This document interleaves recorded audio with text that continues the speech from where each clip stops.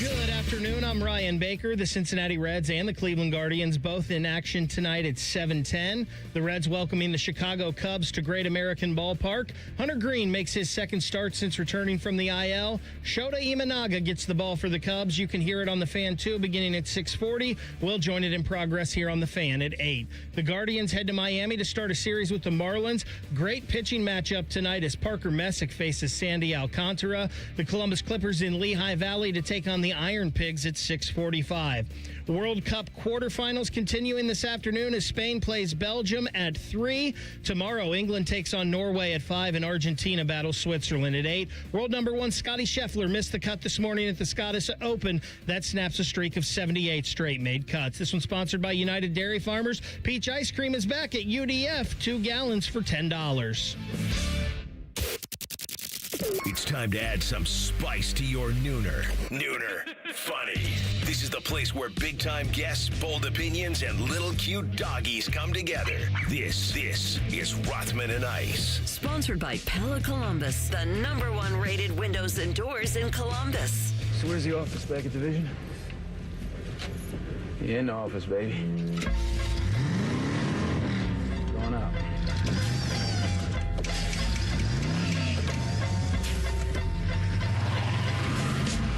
And here we go. Welcome back into another edition of Rothman and Ice. I'm Matty Ice. Back in the house today is the former Buckeye and national champ, the one and only Olentangy's own Joshua Perry, JP. Happy Friday, man. How you doing? You know, Fish isn't going to like hearing this. Uh-oh. I don't know if I'm ready to go yet. You know, it's Friday. I'm a little slow moving. Okay. Most people on Fridays, they mail it in. Casual Friday, they show up. Yeah. They don't turn their camera on for the meetings. Okay. You know, they turn their little status to busy, right? But they're not really doing anything. The phone on D&D. Yeah, I'm talking myself into it right now. Okay. So is there anything I can do to get you going right now? Just to get be you you. charged up? Just be Okay, you. because that intro that we play on Friday, usually when people hear that, they get to going. It's not doing it for me right now. That's not even doing it for you right now. Would you have ever gone up to Urban Meyer before a game and said, Coach, I'm just not ready to go. I'm not feeling it right now.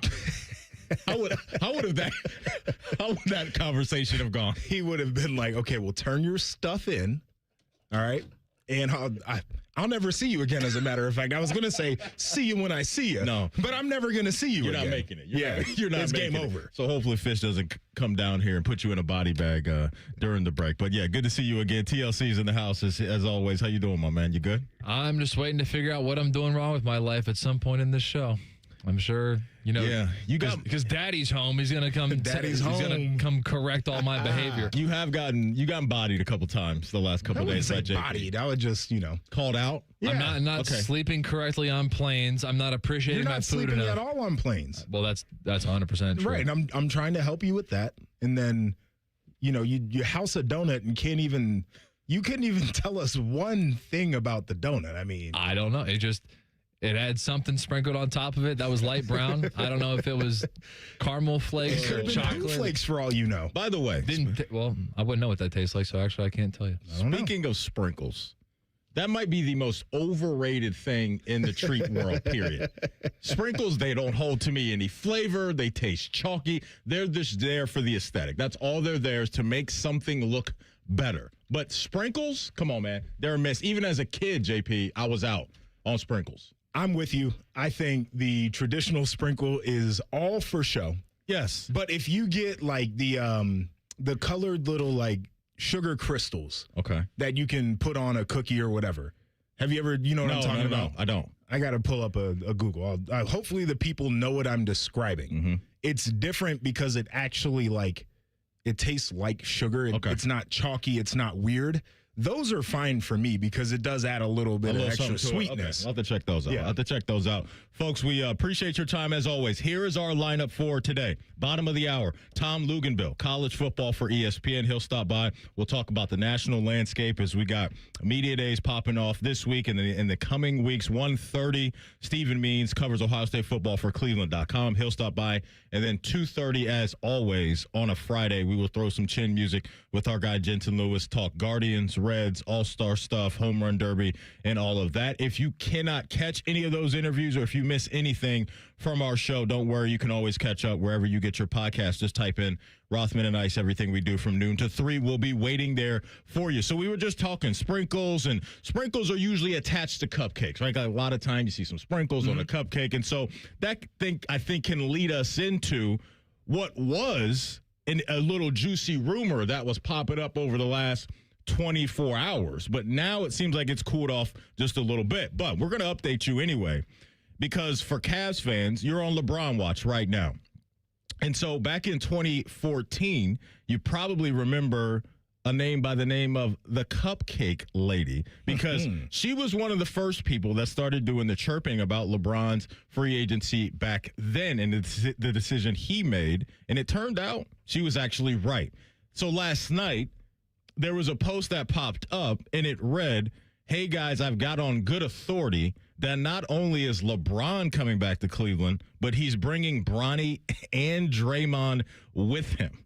And so that initially I was like, whoa, okay. Like the LeBron coming back part, not surprising. But when it got to Draymond, JP, I find that very, very interesting. Sure. Because from LeBron and Draymond's point of view, they've been rocking out together for the last few years, right? You've seen it play out on social media. They're really good friends. We all understand image of them dancing. Yes. And so it's just like a classic meme now. Yeah, it's just a classic meme now. Like those dudes at a wedding just drenched in sweat.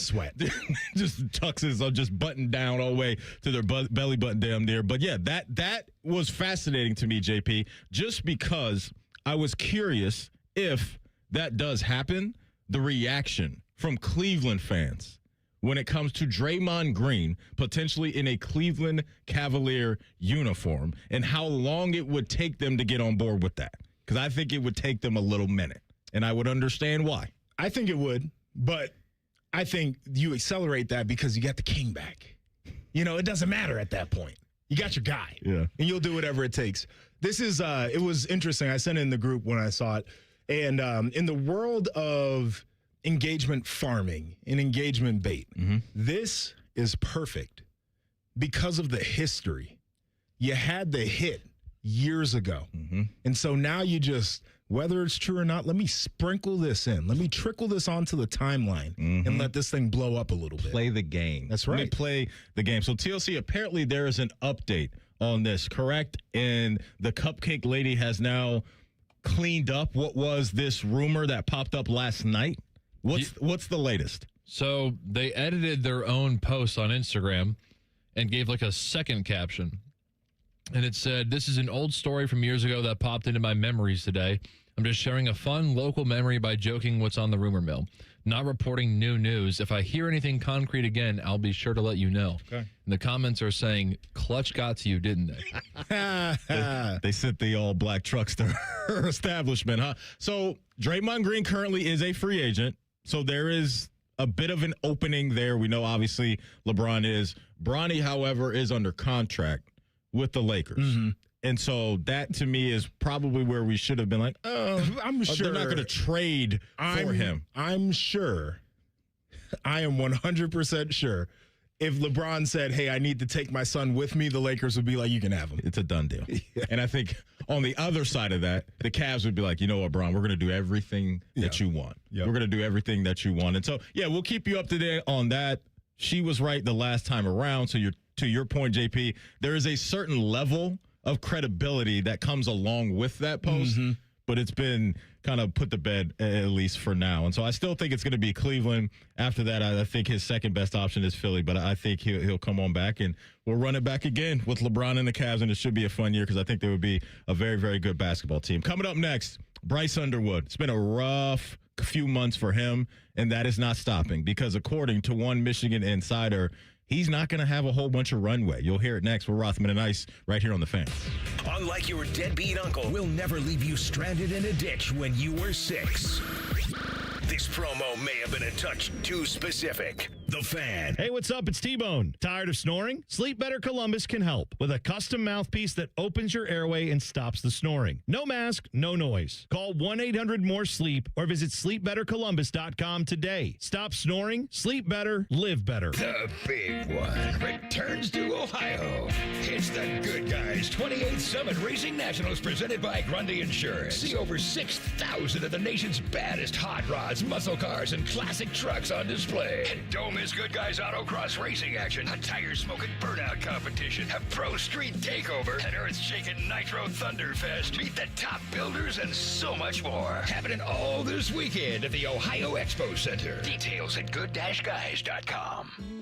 For over 30 years, Newman Roofing has earned the trust of homeowners by putting customers first and giving back to the communities we serve. From roofing and siding to gutters, every project gets the white glove treatment. Call 614-NEW-ROOF or visit newmanroofing.com.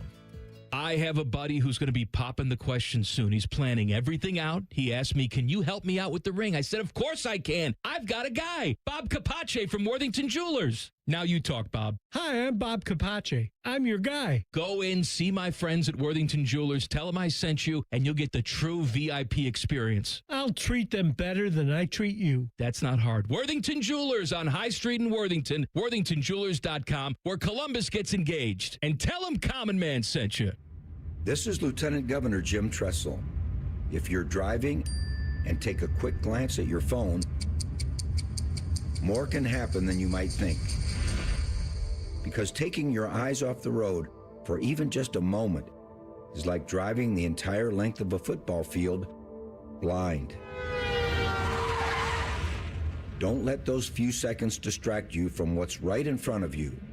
Phones down, eyes up, Ohio. CEC Turf and Tractor is growing. We're proud to welcome Green & Sons Equipment's Mount Sterling and Marysville locations. Same hometown service you trust, now with the strength of one of Ohio's largest Kubota dealers. Visit CECTurfandTractor.com today. Common Man and Timmy. Voted America's dumbest show by Marconi voters. Common Man is a Columbus radio legend. And by legend, I mean it's a miracle he hasn't been fired yet. And Timmy is, well, Timmy will complain about anything and everything. And he kind of looks like a woman. Giggity, giggity, giggity. So there's that. Common Man and Timmy. Sponsored by Hinderer Motor Company. Weekday afternoons from 3 to 6 on The Fan. Hey, it's T-Bone again. Sleep apnea doesn't have to rule your nights. Sleep Better Columbus has been treating snoring and sleep apnea for over 15 years with proven results and now has an office open in Marysville. Call 1-800-MORE-SLEEP or go to sleepbettercolumbus.com. Stop snoring, sleep better, live better. What defines Ohio? A place that dares to go first and never looks back. There's no slowing us down. In Ohio, we're powering America, discovering breakthroughs, driving the future, propelling tomorrow. At Jobs Ohio, our mission is clear. Strengthen job opportunities and empower Ohio's workforce. Ohio, our time is now. See Ohio's momentum at jobsohio.com/Ohio's time. Hey, I'm Ruben. My band and I have a new song we're getting ready to record this weekend.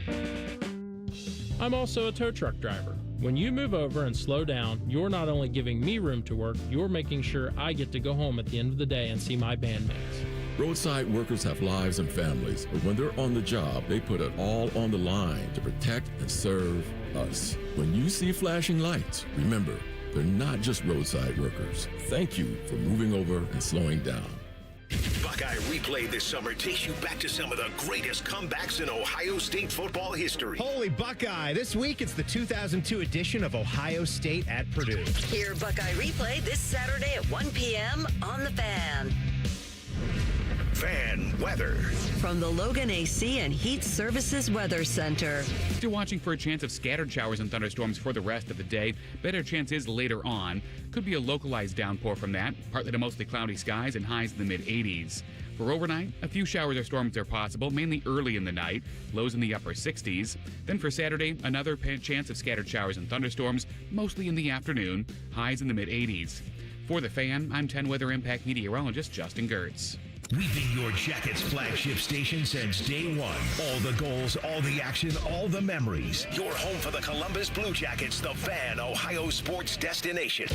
Like Yoda, Rothman will limp onto the golf course, talk about how stiff his back is, wonder how he can even make it through a hole, and then proceed to kick your ass. You're listening to Rothman and Ice. Happy Friday. Joshua Perry in the house today. Bottom of the hour. Tom Luganbill does a great job covering college football over at ESPN. He will join the party in a little less than 15 minutes. JP, we are officially 50 days away from college football starting. Now, I don't know if that's week 0 or week 1, but we'll take it. So 50 days away. And I think I know what's going to take student sections by storm this year. And it's happening all over the place in the baseball world. The tarp soft thing. You know what I'm talking about with the tarp soft thing in baseball? Where there's like a whole section of like college kids or college guys or high school guys that just go up there and take their shirts off and they're just waving them. Have you seen that? Football last year? It was crazy. I think we're going to see it everywhere now. Tarp soft this, tarp soft that, and I think college football is going to blow it up this year. The people who direct these games are so hilarious and petty because they will pick the dumpiest body of a college kid and like zoom in on that guy when they're all waving their shirts around. And it's like, you had an opportunity to pick anybody out here. Yeah. And you picked Doughboy. And then on the other side of that too is when we get, cutaways of the student section and there's attractive people that they're always cutting to. So that we know why they're doing that. That happens a ton during a college football. I mean, that was game. World Cup. Oh, my goodness. Yeah. I mean, the Brazilian games were must-see TV. Just going to say that. They were must-see TV. What's going to be must-see TV, I think, within the Big Ten this year, JP, is what Bryce Underwood is going to look like. And it has been a rough offseason for this guy. It has. By his own doing, with some of the things that he said publicly recently about being the best player to come out of the state of Michigan, which was like, okay, sure, whatever. But it's also some people that have been feet on the ground at these practices and these lifting sessions or whatever it may be. One of these guys is Steve Deese, who is a part of the Locked on Michigan podcast. He's one of their beat writers. And here's a little bit of the inside knowledge of maybe where Kyle Whittingham is at and whether or not Bryce Underwood is going to have a whole runway to figure this thing out. And if he can't deliver, I'm just going to tell you, this staff will absolutely move on. He's a ton of money. There's a ton of guys waiting in the portal. Like one in Utah right now is going to get his degree after this year and gets a 5th year with the new 5 for 5 and knows the system. They're not going to just sit here and wait. Kyle Whittingham can't afford a 2-year process here. I mean, that's why they're going all in on recruiting. They went all in on everything. They've gone all in on the recruiting department, all in on the transfer portal. There's an intent here to make a big splash and to make one fast. And given the caliber of competition we are facing with Bryce this year, you're going to get a fairly definitive verdict on his direction. Maybe not the ultimate fate of his career, but certainly on his direction. And if it's very clear when this season is over that he could not deliver in those games, not a single one of them, and that was the difference, I 10,000% believe Michigan will move on. You bet. You buying that? Why does he sound like that when he's breathing? First off, can we address that? The whole clip. You know what's crazy is I didn't notice that, but I guarantee you if we run it back, that's all I'll hear. So it was bad. Let me play a few seconds of it and see if now I can hear that. And if he can't deliver, I'm just going to tell you, this staff will absolutely move on. He's a ton of money. There's a ton of guys waiting in the portal. Like one in Utah right now is going to get his degree after this year and gets a 5th year with the new 5 for 5 and knows the system. Okay, I got it now. Come on. No, I got it. He was killing me with it was that. all over the place. So, but are you buying what he's reporting, that Kyle Whittingham is not going to wait around and allow this guy to drag them through tough times just because there is a high NIL dollar attached to his name? I am buying it. I felt like that was, I don't know if this is groundbreaking to hear. I get the money that's attached to Bryce Underwood, and I get that you might feel bad if you've got to leave that on the table.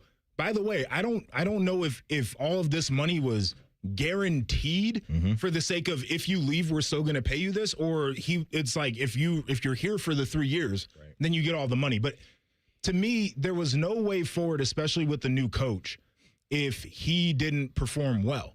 I don't think they would want to handcuff Kyle Whittingham like this. I don't think a program that proud would say that we're just going to tolerate 3 years of terrible quarterback play when we have the opportunity to get it better. We've got a guy who's the backup right now that we like. They mentioned, I think it was Devin Dampier that they're probably talking about, the quarterback who they get out of the portal. Options are everywhere. You don't have to put up with bad quarterbacking. Kyle Whittingham, I think, is a very smart and good football coach. I've JP, been impressed with what he built out in Utah for years. I think it's been a solid output, what they've thrown out there. They've always felt like they're tough, fundamentally sound, and that, to me, I think can, match up well with Michigan's identity and who they have been over years and years and years. But I like this thinking. If this reporting is true, if it's accurate, Kyle Whittingham, you can't wait around to set the tone. No. And what can be tough with players like Bryce Underwood is the flashes that you get from his talent, because that can be such a thing that can seduce you as a coach, right? Because you see it, whether it's in practice or it shows up in games. And JP, we've seen guys that those guys get a little bit more rope. They get a little bit more runway to figure it out. I had a coach one time who was like, I'm tired of people saying that my players have great potential. You know what that means? It means you're not a great player. And so at a certain point, a guy with a $12 million price tag, it cannot be a potential. It cannot be a flash conversation. He's shown me flashes. We believe he has the potential to become a great player. At some point, you got to go. You have to deliver. You got to go. You have to. We see this in the NFL. New regimes come in, and maybe they don't clear house entirely, but usually it's, hey, look at what the Miami Dolphins just did. Jeff Hafley was here for a while, bounced around, was in Green Bay, goes down to Miami. The first thing he does, hey, bring me to Malik Willis. Tua, pack your bags. You're gone, right? I see Malik Willis all the time in practice. I know what he is, and so I'm not waiting around to deal with any of that. Bring me a guy right now that I know is going to provide at least a safe floor for us at quarterback, and that's probably the thinking up there in Ann Arbor, because you mentioned Dampier, who's out there. Obviously, Kyle Whittingham's, you know what you're getting. The ceiling may not be as high as Bryce Underwood, but he's going to be a quarterback that has things in order and can get us from point A to point B more times than not. I also believe that there are some coaches who think that in this current era, you don't need a Joe Burrow quarterback. Like the era of having to have the elite of the elite to be able to win it all. We saw what Georgia did with Stetson Bennett, and then Will Howard, love him to death, but like nobody's saying that he's the elite of the elite. People tried to talk themselves into J.J. McCarthy being that guy. I don't think that was the case. Indiana, I think, was a different story. They needed that quarterback to help lift everybody else. But I think there are a lot of people that are saying we can go out there with a guy who we know is not going to hurt us by turning the ball over, who's going to keep us on schedule. And that's better than the guy with all the potential and all the tools in the world who never lives up to it. Right, and the quarterback that you're talking about, you can get away with that, especially when you're at programs like Ohio State and Georgia and some of these big-time universities out here, because there's dudes everywhere, right? These guys are insulated into a system to where there's a lot of greatness around them, and they're good players in their own right. But to your point, sometimes you watch some of these one-of-one quarterbacks play in college, and you're just like, okay, that's an aircraft carrier, right? It doesn't matter what's around him. That guy's going to get your offense to where you need to go a lot. And so for Bryce Underwood, is he going to have that this year? We shall see. Their schedule, they're going to be running into a few quarterbacks to where there's no doubt the team and the quarterback coming out of the other tunnel is better than where Bryce Underwood is right now. And it's going to start in week 2, JP, at home against Oklahoma and John Mateer. And so they're going to have that matchup.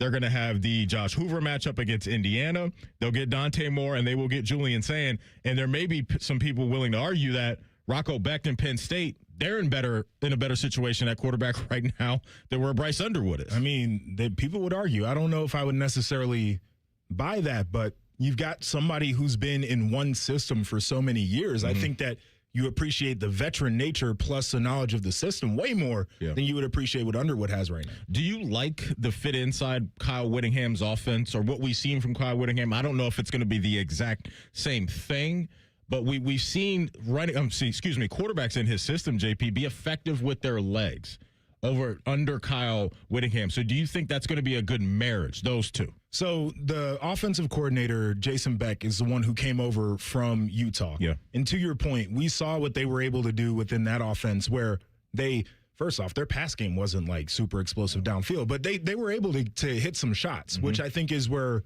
Michigan has been able to thrive, get you with the run game, hit the shots. But they also use the quarterback's athleticism to try to gain an advantage there.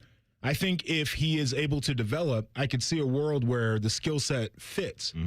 But once again, if he doesn't, not to disparage some of the quarterbacks out here, that's a very quarterback-friendly system from the standpoint of I don't think Utah's ever asking their guy to go out strictly on his arm and try to win a ball game. Yeah. You brought up the name Devin Dampier. He is a junior right now at Utah. Last year, he transferred in, it looks like, from New Mexico. And then last year at Utah, he gave him 2,400 passing yards to go along with 24 touchdowns and 5 interceptions through the air. On the ground, it was 146 carries for 835 yards and 10 rushing touchdowns as well. Does it say his long for the carries? For the longest run he had, JP, was 59 yards. Yeah, I remember last him year ripping off one that was just insane, right? But like that was the part of the expectation there was you got to make something shake on the ground. Yep. I know that Bryce can do that. I don't know if that's the way that he prefers to play. I don't know if that's his best usage, but he's a big, strong athlete. And it seems like Kyle Whittingham likes this from his quarterback, right? No doubt. That element, I can understand that extra layer of an offense that you can go to and the ability for your quarterback to hurt a defense with his legs. Coming up in 2 minutes, Tom Luginbill from ESPN covers college football very well. He will join us to talk about this and a lot more. We're Rothman and Ice right here on The Fan. Hey, it's Anthony Rothman, and for the longest time, I figured the less I did, the less I'd hurt. Well, I figured wrong. Something always happens, and when it does, I've always gone to Orthopedic One, Central Ohio's most trusted orthopedic practice. They rank #1 in Ohio and top 5 in the nation for orthopedics. So whether you're struggling with ongoing pain or facing a sudden orthopedic injury, you can always schedule an appointment directly with their physicians. No referral required. Start with the specialists. Start at orthopedic1.com. Great Lakes Hyundai. The savings are so good. It's time for sun and savings at Great Lakes Hyundai. Right now, get a new 2060 Elantra SE for $59 per month for a 2-year lease. Just $59 a month for the drive into summer sale. This month only. Plus, every new Hyundai comes with owner assurance and America's best warranty. A 10-year, 100,000-mile powertrain coverage. Dublin or Columbus or glakeshyundai.com. With approved credit $39.95 down. Plus tax, title, first month payment. 7,500 miles per year. Ends 8/3. The buzz is real at Zoombezi Bay's award-winning conservation tower. 3 all-new water slides. 1 thrilling experience. Make your splash at ZoombeziBay.com. Every summer morning is different. Luckily, Tim Hortons has a breakfast wrap for every morning. Kick off your summer with the bold new steak and egg wrap. Start your morning fresh with the egg white and Swiss wrap. Or keep it classic with the grilled breakfast wrap. No matter what summer mood you're in, you can always find a wrap at Tim Hortons. Your morning happy place. You can give a little, change a lot. The Salvation Army is partnering with Atlas Butler and Jets Pizza to support local families. Visit a red kettle at participating Kroger and Walmart stores Thursday through Saturday throughout July. SalvationArmyCentralOhio.org for locations. Rothman and Ice is sponsored by your local Pella Window and Door showroom on Gemini Parkway. The Fan, Ohio sports destination. A perfect afternoon parlay. This is Rothman and Ice. Welcome back in. Joshua Perry, the former Buckeye national champ, in the house. Going to add one to the party right now. Tom Luginbill does an awesome job covering college football at ESPN. He joins us via the Bryant Heating and Cooling Systems Fan Guest Hotline. Tom, welcome in, my man. How we feeling? I'm good, man. How are you guys doing? Good. Always good to hear from you. We really appreciate your time. There's been a lot of talk out there, Tom, about Bryce Underwood this offseason, right? And people that have been there have talked about the things that they've seen. And we were reacting prior to bringing you on to one of their insiders, kind of laying out for everybody. Kyle Whittingham may not wait too long for Bryce Underwood to figure this thing out. And maybe there's a guy out in Utah right now that he maybe would want to bring along next year if it doesn't work out for Bryce. And so when you look at Bryce and Kyle and those parties trying to figure it out on offense, how do you feel about where they're headed? Well, listen, I think, as it relates to Bryce Underwood, you're talking about a guy with tremendous amount of pressure and expectations for a true freshman a year ago, unrealistically so. And so you're going to have potholes in the road. You're going to have some speed bumps along the way. I think everybody can see the physical attributes and can see he's very, very talented. What he's got to be able to do, and I think this is going to come more from the coaching staff than anything else because he now finally has a devoted quarterback coach to work with him day in and day out, is he's got to get himself into the mode of making the routine plays routinely and taking the gimmies. Checkdowns are okay. Don't always have to make the big play. And sometimes it's hard for young players to do that because younger players, it's harder for them to manage their emotions and manage expectations. So I actually think we'll see growth. I love the coordinator quarterback marriage. I think the offense is going to be a great fit for him, just as it was for Devin Dampier at Utah a year ago. So Coach Beck, I think, will improve him overall. The team, listen, I know this. The hire, I think, is fantastic because I think Kyle Whittingham is going to bring stability, accountability, toughness, a pedigree of winning.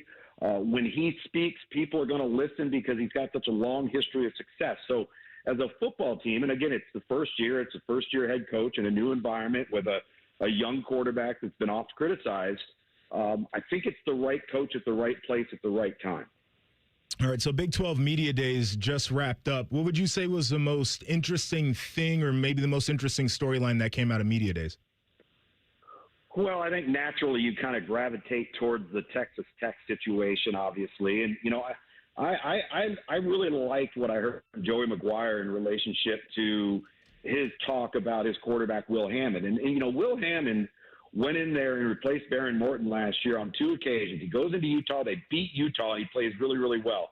They go into Arizona State. He doesn't play quite as well. They lose that football game. But I think nobody's panicking at quarterback because Brandon Sorsby isn't there. I think they feel really confident. And on top of it, the schedule plays out for them terrifically.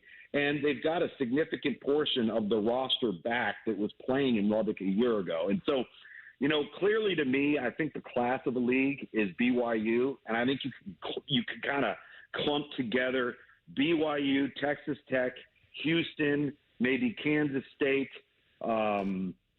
and, you know, we don't quite know yet maybe what we're going to see out of Baylor. I think TCU is going to be right back up there. I love their quarterback they took out of Harvard, and Jaden Craig. I think it's one of those conferences where you've got 4 or 5 teams that are going to be very good, but also very equal to one another. And then the rest of the conference is going to have to work to find their way. Let me ask you about another team out of the Big 12. And it was interesting listening to Deion Sanders talk about last year for him coming off the surgery. Maybe wasn't as dialed in mentally as he's been in the past. Says he likes his staff, says he knows the roster a lot better. Do you feel like there's a world where a Colorado team that's got probably more talent than any teams except for probably 3 or 4 in that conference could surprise this year? Potentially. I don't know if I necessarily agree with that assessment. I'm very concerned about where they're at in the offensive and defensive line. It's been a problem for them ever since he arrived. They, too, like Michigan a year ago, had to play with young, inexperienced quarterback play. That's always a struggle.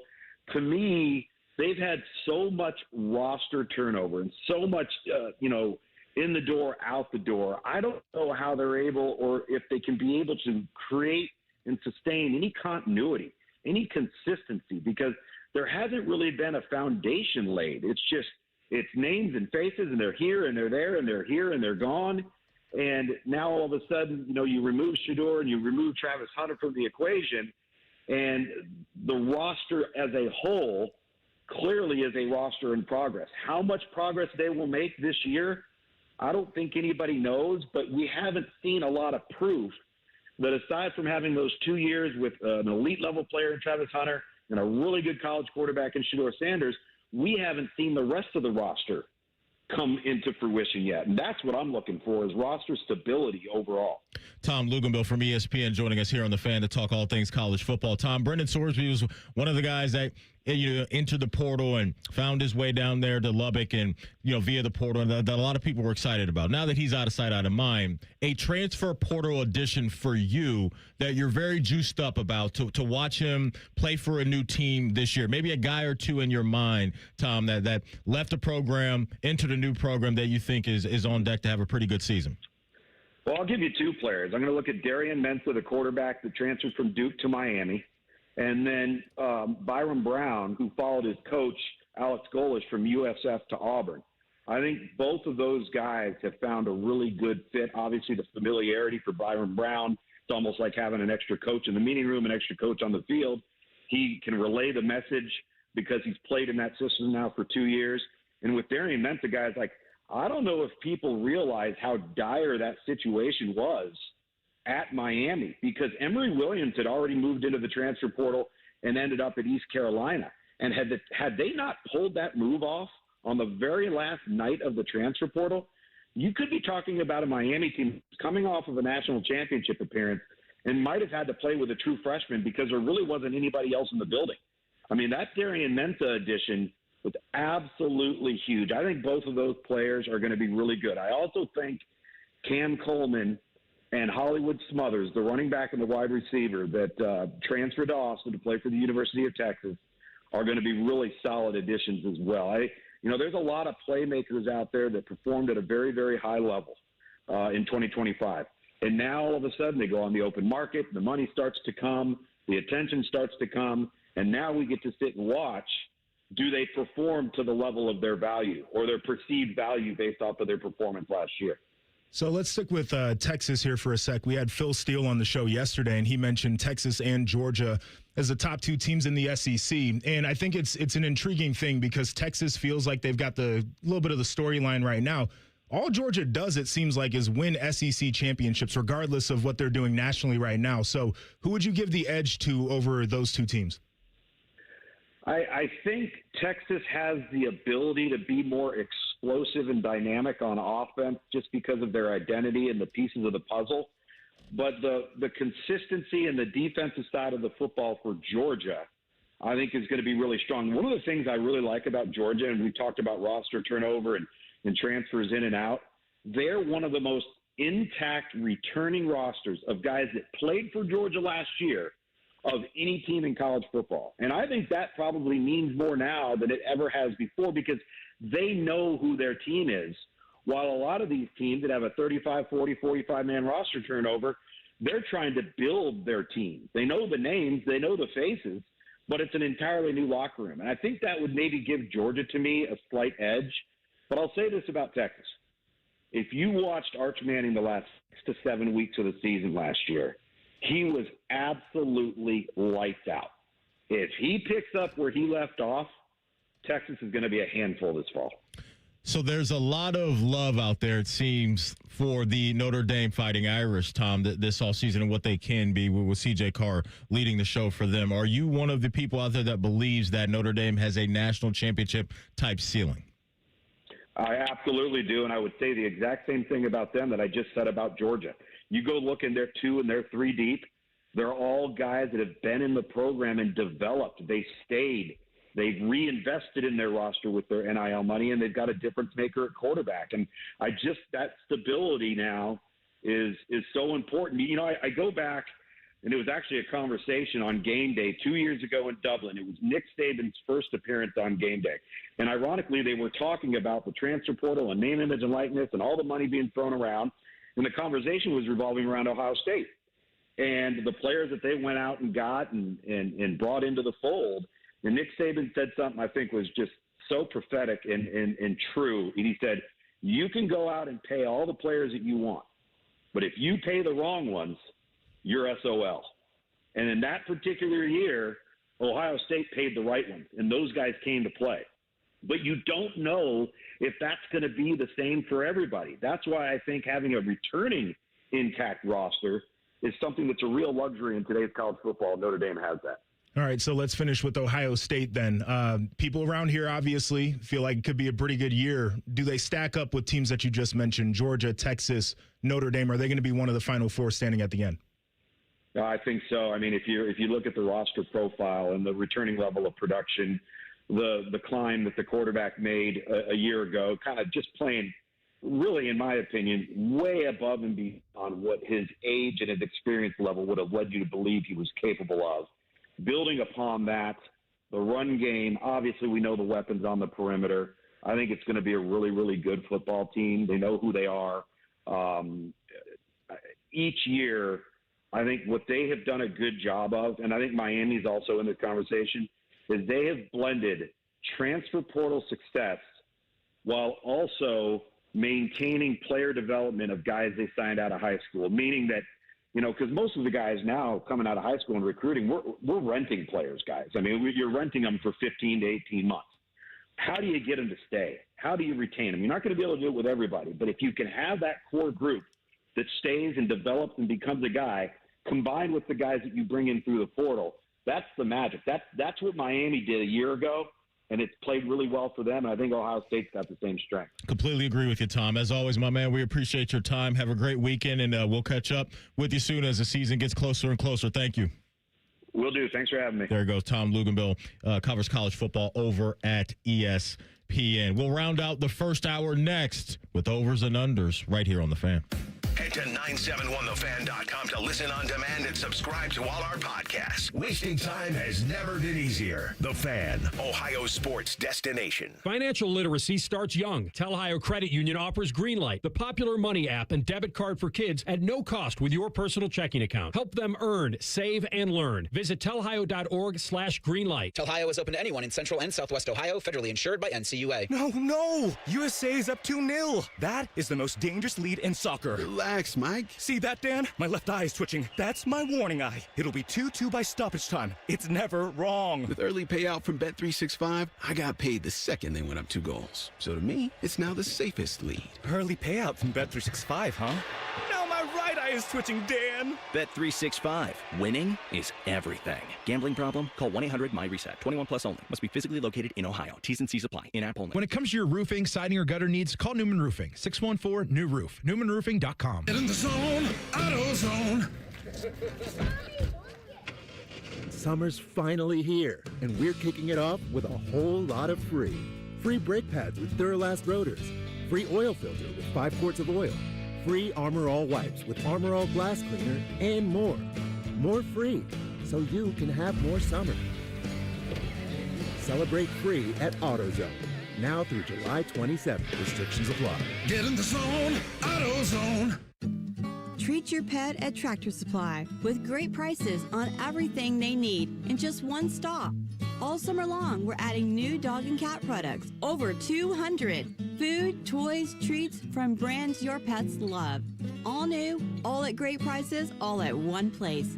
So come in to save time and money. Leashed pets are always welcome. Shop in-store or online. Tractor Supply, your one stop for pets out here.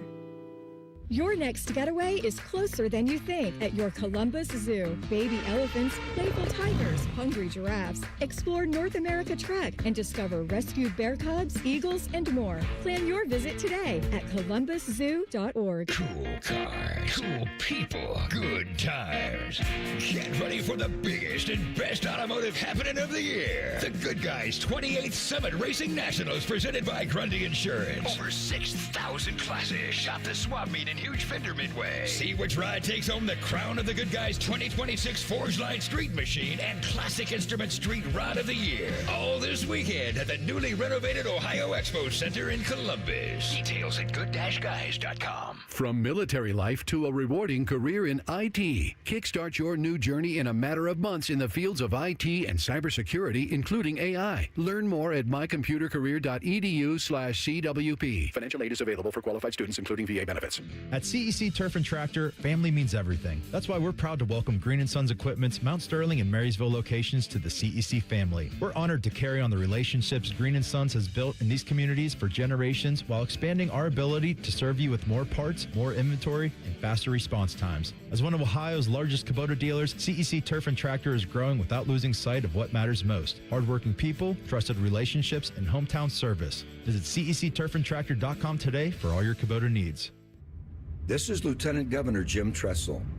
If you're driving and take a quick glance at your phone, more can happen than you might think. Because taking your eyes off the road for even just a moment is like driving the entire length of a football field blind.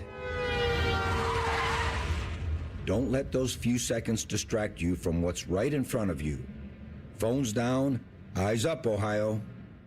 Join our degenerate gambler Steve Biddle at Scotty Vegas every Sunday morning at 9 for On the Money. Presented by Krieger Ford, your best bet for a new car or truck. Visit Krieger Ford on Morse Road today or go online at KriegerFord.com. The Fan Guest Hotline is sponsored by Airflow Heating and Cooling and Bryant, doing whatever it takes to keep you and your home comfortable. The Fan.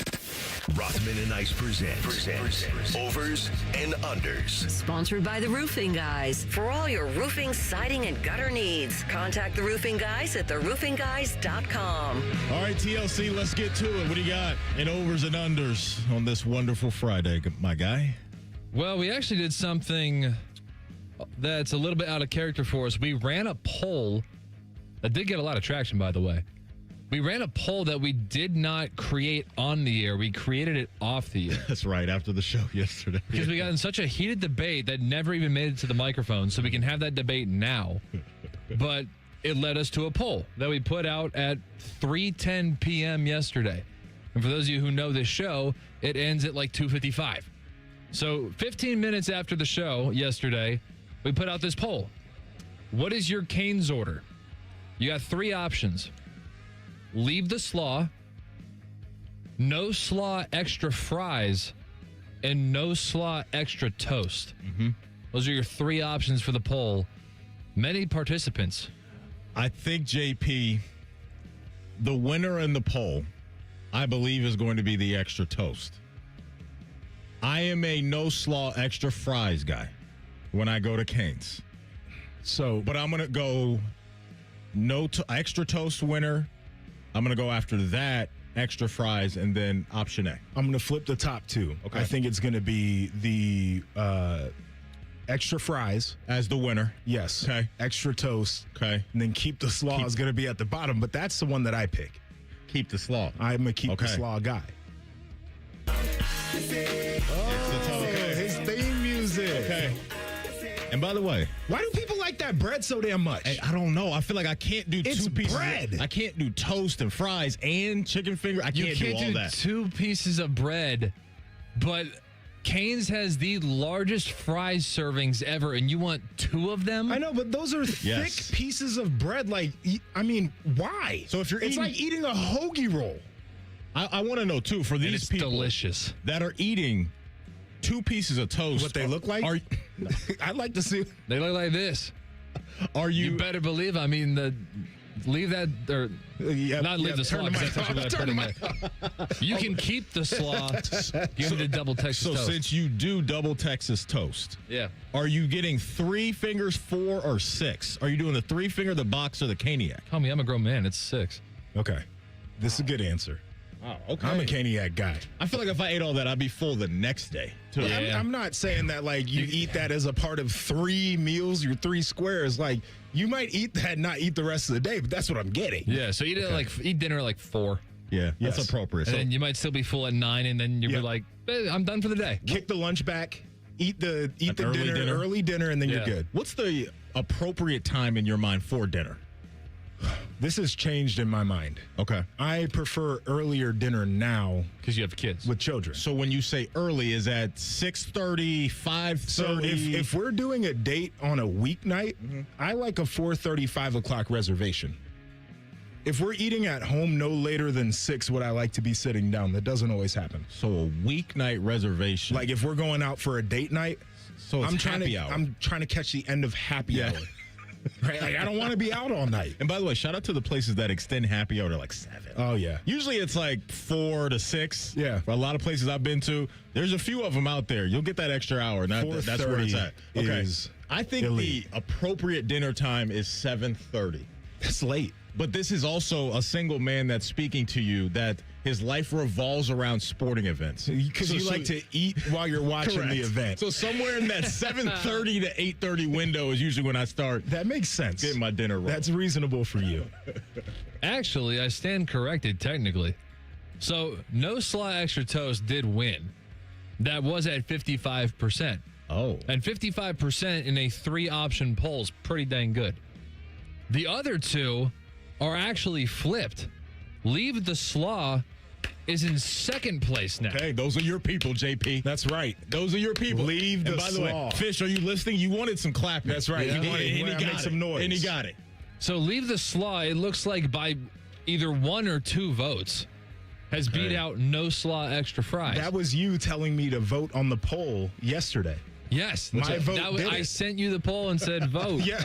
Had I not difference. voted, we might have had a different outcome. I have no issue with coleslaw whatsoever. Coleslaw's good. I think it's good. I prefer a little bit more of a vinegar taste to my slaw. If you do a whole vinegar-based slaw, I'm good. Okay. Some people, it's a little too sweet. You were telling us, though, you have a little concoction that you go to at Cane's with the coleslaw. You put a dollop of the cane sauce in the slaw, then you're cooking. Okay. That's the way to get down. Okay. In a sneaky gem out there for the folks that are honey mustard fans. Oh, man. You go to Cane's, they got it. And it's good. They have it. It may not be on the menu. It's good. But ask for that honey mustard. That'll help your caniac with your 2 pieces of toast like TLC. Yesterday, butter both sides. That's an option for you as well. That's if Was you that, really want to. If you want to be was that CB? If you want to be a true big back. Yeah. Go on to Cane's. BBS. Ask him for that BBS. You know what? That was Ice who said that because I remember him saying, if you want to be a real big back. Real big back. How many cars is too many cars, even for super rich people? Over under 4.5. Well, I think if you have the 5th car, like it's a little out of bounds. I think cars, we're talking about a different thing. Like if you're a collector of cars, like you're Jay Leno, that's off in its own category. Yeah. If you expect to be able to drive these cars, no more than 4. Yeah. And that's even if you're married. 2 for you, 2 for the spouse, and you just flip the keys. These cars are either in your driveway or your garage. You don't have your own storage unit of all your collectibles. 4 is enough. Yeah, the under feels appropriate. Mm-hmm. It does feel appropriate, especially depending on where you live. Get you a seasonal truck, something like that here. SUV. Couple sports cars. Sedan, the sports car. I feel like that's all I would need. I feel think like you that was covered all of your bases. I would need. And so, yeah, I would be good. Yeah, I'd be good with 4. If I hit the lottery, and I'd still be working here 3 days I would a week. have more than 4 if I hit the lotto because I like them. But some of them would be more like collector geared. Please tell me that you believe me that if I were to win the lottery, that I would still do the show 3 days a week. Nobody else believes me. Do you believe me? I would, if I won the lottery, I would still work the way I work right now. Okay. I like my job. So do I. I feel like it's not very high stakes. I don't leave here stressed. I don't feel like I want to smoke a cigarette when I leave here because I'm so wound up. The only time I ever feel like that is when like we do like a draft or something and I'm like, I didn't like my team. That was a horrible But it's low stakes horrible though. GMing for me. It's low stakes. To your point though, that's the only time or Yeah. things like that. So I would work 3 days a week. Now, would I be physically in the building? That's a whole nother conversation. See, but the remote show, I feel like actually takes the joy away from doing it. I like being in the building. I feel that. But I'm also like, I look at, Uncle Bo and what he gets to do every day. Uncle and I'm Bo's like, living large. That's nice. That must be nice. He's on a different planet. What, you want to do 2 radio shows a day? You can do that. I'm just saying. Uncle, I'm going to win the lottery and then pick up another radio show in another Sometimes city. it's 6 hours of work a day. What else? I mean, it's a 30-hour work week. It's fine. I'm just saying. Not even work. Doing that after you win the lottery seems counterintuitive. That's well, how all I'm much saying. is the lottery? Well, we talking that's about the age-old question. $300 million, or are we talking about $10 million? Like, I'm working for both. I'm working doing both. Because like we talk about all the time, TLC, you and I, when you're on vacation for a long time, or if you got, you need something you're like, to I do. need something to do. And so to JP's point, me giving my crazy sports takes for a few hours a day, that's no sweat off my back. You could find something to do, though. Yeah. Like you could, that would be the doing. But I'm saying like you could be in St. Bart's one day, you could be in San Tropez the next, you could be in Monaco. Fire up Zoom. You could be a former athlete on the radio and learn about the news of the day while the show is going on. That's hilarious. Hey, JP, I got some, I stumbled into a rankings, top 10 rankings of all the college football head coaches going into the 26th season. I think you're going to like this. I think you're going to like it. We will unpack it next. We're Rothman and Ice right here on The Fan. We used to have a billboard with our host's face on it, but only ugly people work here now. You mama say you ugly, hey! The Fan, Ohio's sports destination. Hey, what's up? It's T-Bone. Tired of snoring? Sleep Better Columbus can help with a custom mouthpiece that opens your airway and stops the snoring. No mask, no noise. Call 1-800-MORE-SLEEP or visit sleepbettercolumbus.com today. Stop snoring, sleep better, live better. Are you missing some freeloading buddies in your life? Well, catch Bishop and Friends on The Fan, featuring Columbus sports veteran Bo Bishop. I have to acknowledge that I definitely had a mullet in middle school. A man about town. Bo's a father who gives excellent advice. If you're going to give me a breakfast pastry out of a box, the toaster strudel is significantly superior to the Pop-Tart. Bishop and Friends, weekdays from 9 to noon on The Fan. And tell your smart speaker to play 97.1 The Fan. Get Eco. ECO. Jerry, you're the kind of guy who likes to save money while you do good for the planet, right? Well, that's why I invented the biodegradable doggy poop bag, Aaron. I'm ecological and economical. Well, usually the most economical thing you can do when your air conditioner dies is get it repaired. A quick fix can give you years more service. That sounds economical. But with older models, those repairs can get pretty expensive, and it'll still use way more energy than a newer model does. Which is less ecological and less economical. Get Eco. ECO. You see where I'm going with this, Jerry? I sure do. As hard as it is to toss out your old AC and replace the whole thing, it could actually be cheaper in the long run. Get Eco. ECO. Are you really a big deal in the poop bag industry, Jerry? The doggos love me, Aaron. Get Eco. ECO. Eco plumbers, electricians, and HVAC technicians. GetEco.com. Scotty Vegas here, and my new Bronco from Krieger Ford might go down as one of my best purchases of all time. I love it. The family loves it. I decided to get my wife's car some much-needed service. Krieger Ford conveniently picked up her car. I was prepared to spend a ton on repairs. Nope. They walked me through the problems, and it was fixed and brought back to our driveway in a day. Plus, saved me some money for some summertime parlays. The Krieger Ford experience is awesome. See for yourself at KriegerFord.com. Hey, Central Ohio, Andrew from Home Team Solutions, and we buy houses for cash. If you've got a house you need to sell, this is your season. Inherited, behind on payments, just over it? Whatever brought you here, we can help. We buy as is, we cover all closing costs, and there are zero commissions, period. Just a fair cash offer, and you choose your closing date. People are making moves right now, and we make it simple to be one of them. One call is all it takes. We'll get you a fair cash offer, fast, no pressure, no obligation. Hundreds of your neighbors have already sold the easy way, and we've got 5-star reviews and BBB A+ rating to back it up. Leave the stress and mess to us. We're based right here in Columbus, and we're ready when you are. Call us at 614-962-SELL. That's 614-962-7355, or visit selltohometeam.com. Home Team Solutions, local, trusted, family-owned. Call 614-962-SELL. That's 614-962-7355. Hey there, Bo Bishop here. Tired of the same old routine? It's time to escape with an RV from RCD RV. Motorhomes, fifth wheels, travel trailers, they've got them all. Shop hundreds of RVs in stock today. 3 locations in Central Ohio to serve you, or online anytime at rcdrv.com. 1 million is the kind of number you see on a scoreboard and double check to make sure it isn't broken. Hey, it's Austin Ward here. 1 million seconds is almost 12 days. 1 million minutes is almost 2 years. Now make it £1 million, because that's what Awaken 180 clients have crossed. 1 million pounds lost, and by the time you're hearing this, that number is already bigger. I know what my 50 pounds changed for me thanks to Awaken 180, which was basically everything. So when Paige told me the news, I didn't hear a corporate milestone. I heard my 50 stacked in with everybody else's. Scale after scale, belt notch after belt notch, person after person, realizing this time is different. That's not one success story, that's thousands and counting. Awaken 180 gives you the plan, the food, the coaching, the adjustments, and free support for life. The next story should be yours. Awaken180weightloss.com. We got a higher home appraisal after we put away our African art and family photos. Has this happened to you because of race or national origin? Contact HUD at hud.gov/fair housing. A message from HUD and the National Fair Housing Alliance. Hey, it's T-Bone again. Sleep apnea doesn't have to rule your nights. Sleep Better Columbus has been treating snoring and sleep apnea for over 15 years with proven results and now has an office open in Marysville. Call 1-800-MORE-SLEEP or go to sleepbettercolumbus.com. Stop snoring, sleep better, live better. Broadcasting live from the McDaniel GM Superstore Studios, driving excellence since 1916. Chevrolet. Together, let's drive. WBNS HD1 Columbus.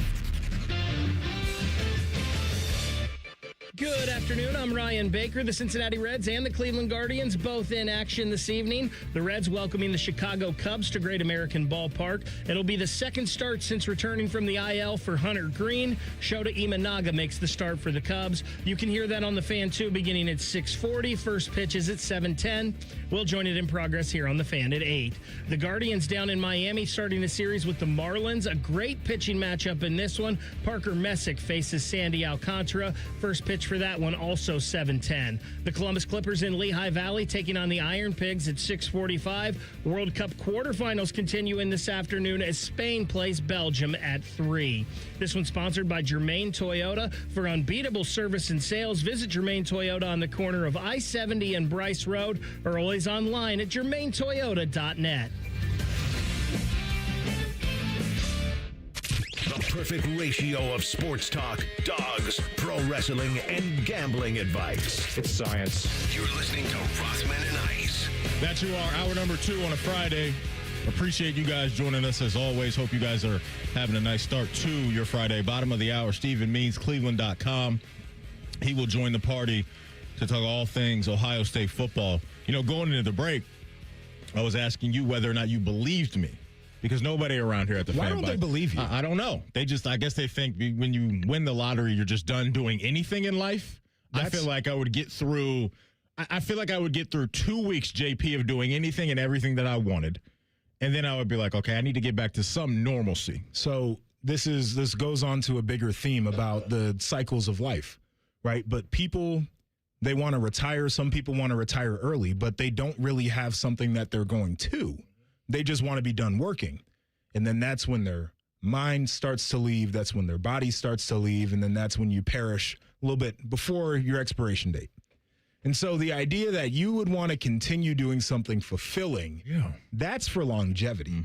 Yeah, I believe you. You were mentioning, though, that apparently someone in the chat, they know someone that has won the lottery. So Chris G said my dad won the California State Lottery, just over $1 million. It was enough to pay off his house, sell his 18-wheeler trucks, and retire.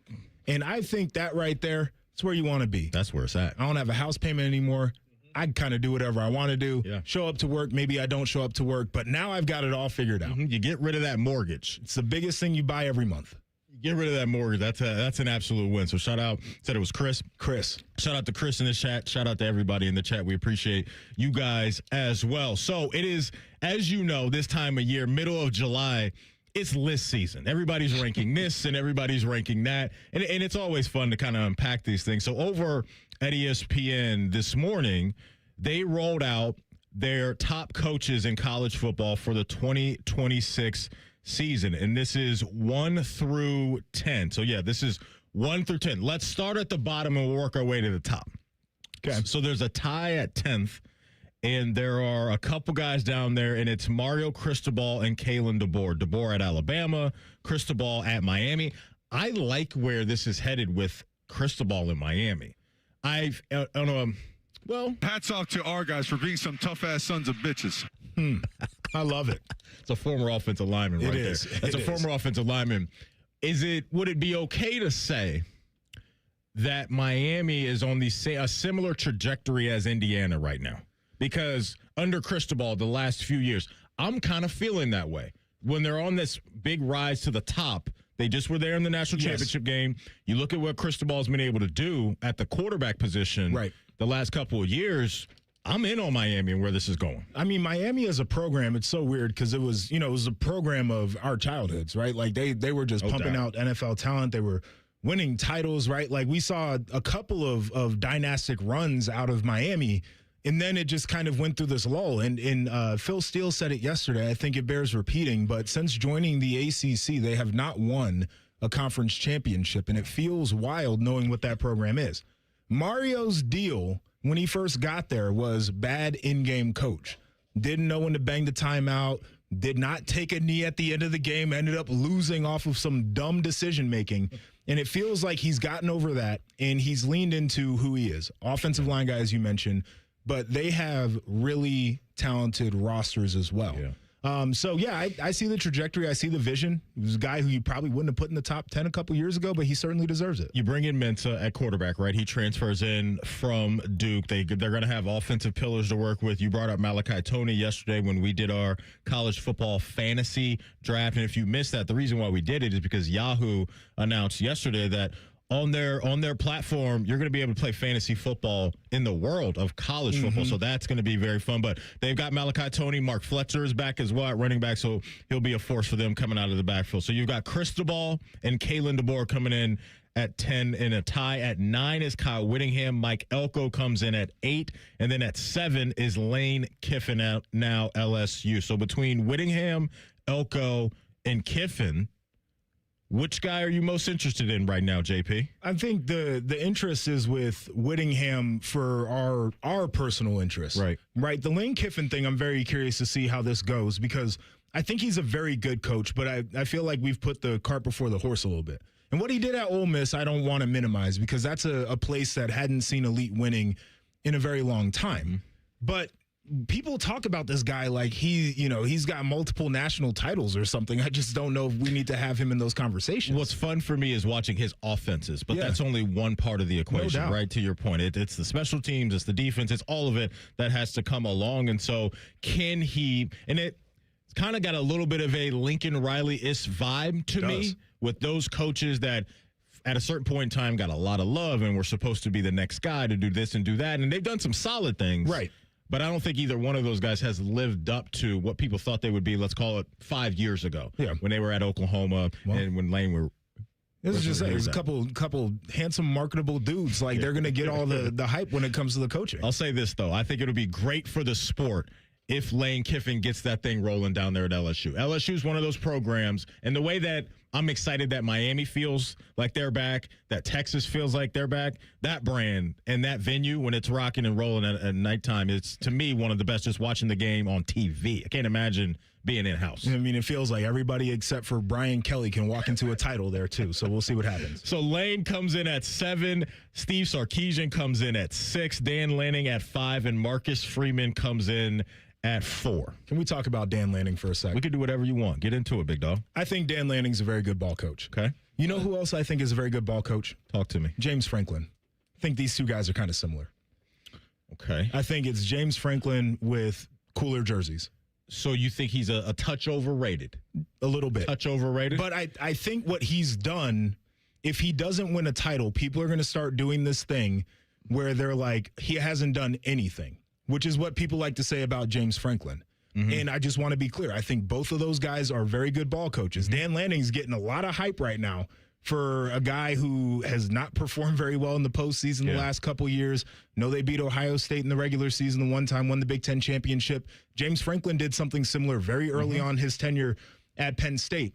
I think what he's done is phenomenal, but we might be a little bit ahead of where we need to be with him right now. So this is jumping out to me because, baked into the article at ESPN, to your point about Dan Lanning, one of the sentences in this is, in the past 3 seasons, the Ducks are 1-5 against teams that ended up in the national title game and 37-0 against everyone else. So you were dead on with your comparison because what was one of the issues that we talked about a lot with James Franklin? Big game. The big games against big teams, and he was never able to get it done. So we'll see if Dan Lanning can do that. He's got really good backing, as we know, out there with the NIL stuff, with Uncle Phil and the Nike stuff. That's powerful. It is. And he knows how to motivate. He knows how to coach. I'm not taking any of that away. But you got to get it done, especially with the rosters that he has had. And so we'll finish this thing out going from 4 to 1. Coming in at 4, it's Marcus Freeman at Notre Dame. Ryan Day at 3rd on the list. Coming in at 2 is Kirby Smart and Kurt Cignetti right now, the king of the castle, according to ESPN. He comes in at number 1. I think flipping Ryan Day and Kirby Smart at this point, let's go ahead and do that, in my opinion. Like, Kirby Smart, to me, no doubt one of the best, but I think Ryan Day recently, to me, has been more impressive. And so you're splitting hairs. I get it at this point. But I think Kirby Smart may be living a little bit off of some things that are distancing themselves in the rearview mirror just a little bit. It's an interesting conversation because it basically comes down to, do you value the more recent national championship from Ryan Day and Ohio State, or do you value the 2 titles that Kirby has, plus the fact that it seems like they win the SEC every year, even if they haven't had postseason success? Like, people talk about them like they didn't win the SEC the last couple years. So I'm fine either way. I would put the edge to Ryan Day right now because it feels like it's cooking a little bit better. Yeah. They're both phenomenal. And then, of course, y'all know how I feel about the greatest of all time, Kurt Cignetti. That to me is still a little too spicy for me of all time. I mean, it's a little too spicy for me. One championship at Indiana is like winning 10 anywhere else. That's fair to say. Fair to say. Currently, I have no issue with it at all. All time, I'm not there with the Bear Bryants and those guys just yet. But, I mean, you can't deny where we are right now with this, and to your point, just how crazy it was to see them do what they did. I'll ask this question, and we can answer it on the other side. Okay. If Indiana wins 10 games this year, college football playoff team, and goes out early, are we going to do this thing where it's like, oh, he's not as good as we thought? We'll talk about it next in Under Pressure. We're Rothman and Ice right here on The Fan. Tweet from a listener. Are you carrying the Buckeye game today? Considering we've never not carried one, yes. The answer is yes. The Fan. Stay hydrated. It's hot out there. So my teenage son just went out in sweatpants and a hoodie. It's 98 degrees. At least I know he'll be cool in our house, thanks to Atlas Butler. If something goes wrong, they'll fix it within 24 hours. They call it their comfort pledge. Get too hot? My phone. Oh, your phone. Should have known. Atlas Butler is at your service. Call 1-800-FURNACE. No one plans to get into an accident, but when it happens, we strive in making life easier for you. This is Justin Hinderer. The Hinderer Motor Company Collision Center is ICAR certified and certified by many manufacturers to provide the best quality repair available. All of our repairs come with a lifetime warranty. We have our own 24/7 towing service, so you never have to wait. Plus, we offer on-site rental cars for every lifestyle. At Hinderer Motor Company, we love what moves you. How many of you have had your garage floor done? I'll wait for the answer. Yeah, that's enough. How many of you think it looks like crap? That's because it is crap. One quick call to Comer & Cross Concrete Floor Coatings at 1-800-NEW-FLOOR, and they can install a gleaming new Comer & Cross garage floor in one day.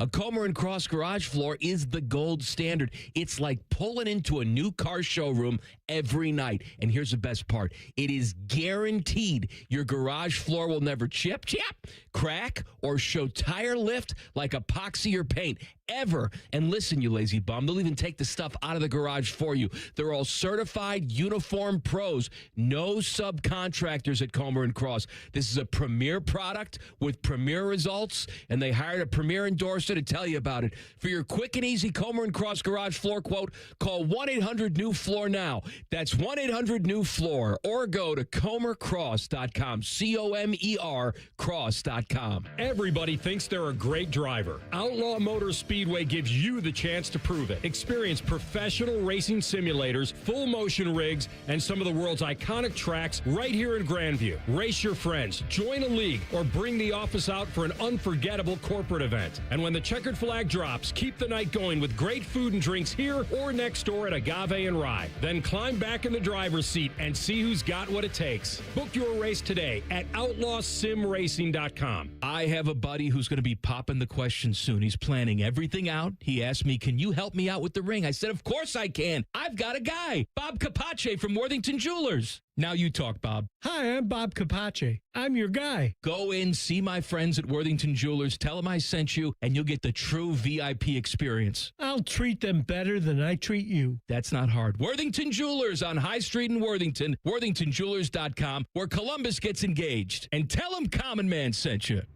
This is Lieutenant Governor Jim Tressel. If you're driving and take a quick glance at your phone, more can happen than you might think. Because taking your eyes off the road for even just a moment is like driving the entire length of a football field blind. Don't let those few seconds distract you from what's right in front of you. Phones down, eyes up, Ohio. The big one returns to Ohio. It's the Good Guys 28th Summit Racing Nationals presented by Grundy Insurance. See over 6,000 of the nation's baddest hot rods, muscle cars, and classic trucks on display. And don't miss Good Guys Autocross racing action, a tire-smoking burnout competition, a pro street takeover, an earth-shaking Nitro Thunderfest, meet the top builders, and so much more. Happening all this weekend at the Ohio Expo Center. Details at good-guys.com. All your favorite fan shows are on YouTube, along with those fake YouTube ads like Chew This Gum and It Grows New Teeth. Experience the splendor of Bo sitting in his closet, Timmy Hall's gouty gold chains, and Matty Ice wearing a coat in 90-degree weather. It's all there. Head to YouTube and subscribe today. Fan weather. From the Logan AC and Heat Services Weather Center. If you're watching for a chance of scattered showers and thunderstorms for the rest of the day, better chance is later on. Could be a localized downpour from that, partly to mostly cloudy skies and highs in the mid-80s. For overnight, a few showers or storms are possible, mainly early in the night, lows in the upper 60s. Then for Saturday, another chance of scattered showers and thunderstorms, mostly in the afternoon, highs in the mid-80s. For The Fan, I'm 10 Weather Impact meteorologist Justin Gertz. Bobby Carpenter demands that you watch Morning Juice on YouTube. If you don't, Tito will move into your house. Live at 6 a.m. on YouTube and streaming on the Fan app. Rothman and Ice present Under Pressure. Sponsored by Window Nation. Buy 4 windows, get 4 free sale. Visit windownation.com now. All right, JP, you had a question for everyone. Or Yeah, for the world. So, Signetti wins 10 games in the regular season. Okay. Make it to the postseason. Don't go anywhere. Are people going to do that thing where they say, oh, I tried to tell you he wasn't all of that. Everybody who said he's the best coach right now, you put the cart ahead of the horse. Where are we at? There will be some of that, but I think it'll be a vocal minority. My bad. Jeez. I think it'll be a vocal minority. Let me be 40. Because I think at this point, if you're a level-headed college football fan, you have to respect what he's building. And I think, to me, it would be a one-off. And it would still be, what you ripped off, let's say coming off the natty that they just won for Indiana. So you would have 10 wins. You would have an 11-2 season the first year under Signetti. Mm-hmm. And then, what was it, 16 or 15, whatever it was, national title. Number 1 overall pick, too. And then you would have a 10 and insert number here. Back to the playoff. Right. But then they lose in the first round or call whatever. It 10-3. Yeah, I think people would be foolish to look at him and be like, he's a fraud at that point. That would still be the greatest resume of any coach. Doing that at Indiana?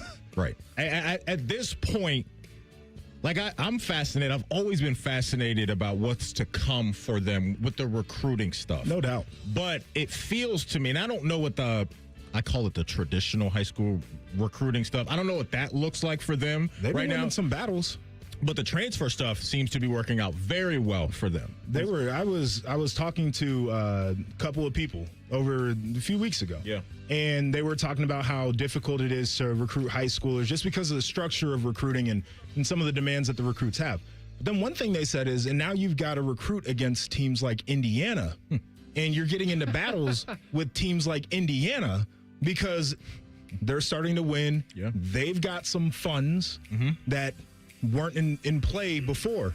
And so, the whole thing is leveled up. It's just a matter of, number one, can he continue it? And then the other question about Signetti, not the youngest guy in the world, how long does he actually want to do this? How long does he want to do it? And how long can he keep the coordinators there as well? Because I have to imagine those guys are going to be assets that people want, right, as head coaches. And those guys, both of them, I believe, got new deals last year, maybe the year before. Yeah. Those guys, they're paying some good coin over there, and rightfully so. And so, I just think some good coaches, man, in this conference this year. There's going to be some good back and forth with the head coaches in the Big Ten. It's going to be a lot of fun to watch. So we were mentioning or talking about ESPN's top 10 coaches rankings that they rolled out. And Ryan Baker, our guy during the break, said, Matty Ice, go check out another writer at ESPN that just put his out as well. And it's Bill Conley. And when it comes to Ryan Day, he had him ranked 8th on his list of coaches. And his reasoning is, quote, it's just really hard to evaluate the performance of a successful Ohio State head coach as it has been the most consistently awesome program in the nation for decades. And so it sounds like he's knocking him for the talent that he has. I don't hate that if he's consistent across everybody else. So, I'll tell you, go ahead and finish. No, I'm just going to say, I'm going to try to find his top 10. All I have if is he's his got a reasoning very for- obscure, top 5, then I'm okay with that enough. But it can't just be only punishing Ryan Day for that. He was the only one that had him lower than number 4 on this list of the writers who were polled in here. Let me say this. I think it's bad logic because we watched the University of Michigan, who's won more games in college football than anybody else, struggle to win games for years. We have watched Texas fade and come back. We have watched USC, whose trophy case is as impressive as anybody, not even get close to the heights of Notre Dame. No shade to Notre Dame, but we've watched them kind of fade a little bit and try to make their way back. And so this idea of it's Ohio State, and it's yeah, part of it is. I think the infrastructure is very different here than most places. But the coach can screw it up in a heartbeat. Yes. And he took the torch and basically was like, I'm going to elevate this thing. And he's done it. We do this thing in sports, and it really drives me nuts. And it's kind of attached to the quarterbacks for me more so than anything, to where there are certain quarterbacks that get away with having elite talent that don't have to fight off the argument of, well, you're only this good because you have elite talent. Right. And then there are certain guys, let's call it, I think Brock Purdy's a victim of this, his time in San Francisco, where it seems to me where it's people aren't willing to give him credit for being a really good quarterback because the conversation goes to Kyle Shanahan, George Kittle, Christian McCaffrey. Right. But we were talking about Pat Mahomes the other day and where he is and how hot of a start that he had in his career. He never gets knocked for, or what you had Tyreek Hill and Travis Kelce. No doubt. And so the picking and choosing of when we don't want to give credit to quarterbacks drives me insane. Yeah, I mean, you can look at pretty much every other program that the coaches on the list here. Georgia's a great example. The Georgia fans were miserable for ages until Kirby won those back-to-back championships, right? We watched Alabama, who has what some would say is the greatest coach in the history of the sport, and then the other greatest coach in the history of the sport. There were some bad years in between, right? But Ohio State hasn't fallen off, and part of the reason why is because the coaches have been really good, and that includes Ryan Day. No doubt. I think it's a really good point. Really good point there. And so, yeah, I think there's some pressure on Bill Connolly because that's the math ain't Good transition. The math's not mathing for me on that. One person I did have on the pressure list this week, JP. Actually, it's a couple guys that are going to share the same spot. And it's Peyton Pritchard and Derek White for the Boston Celtics. Because now it's their time.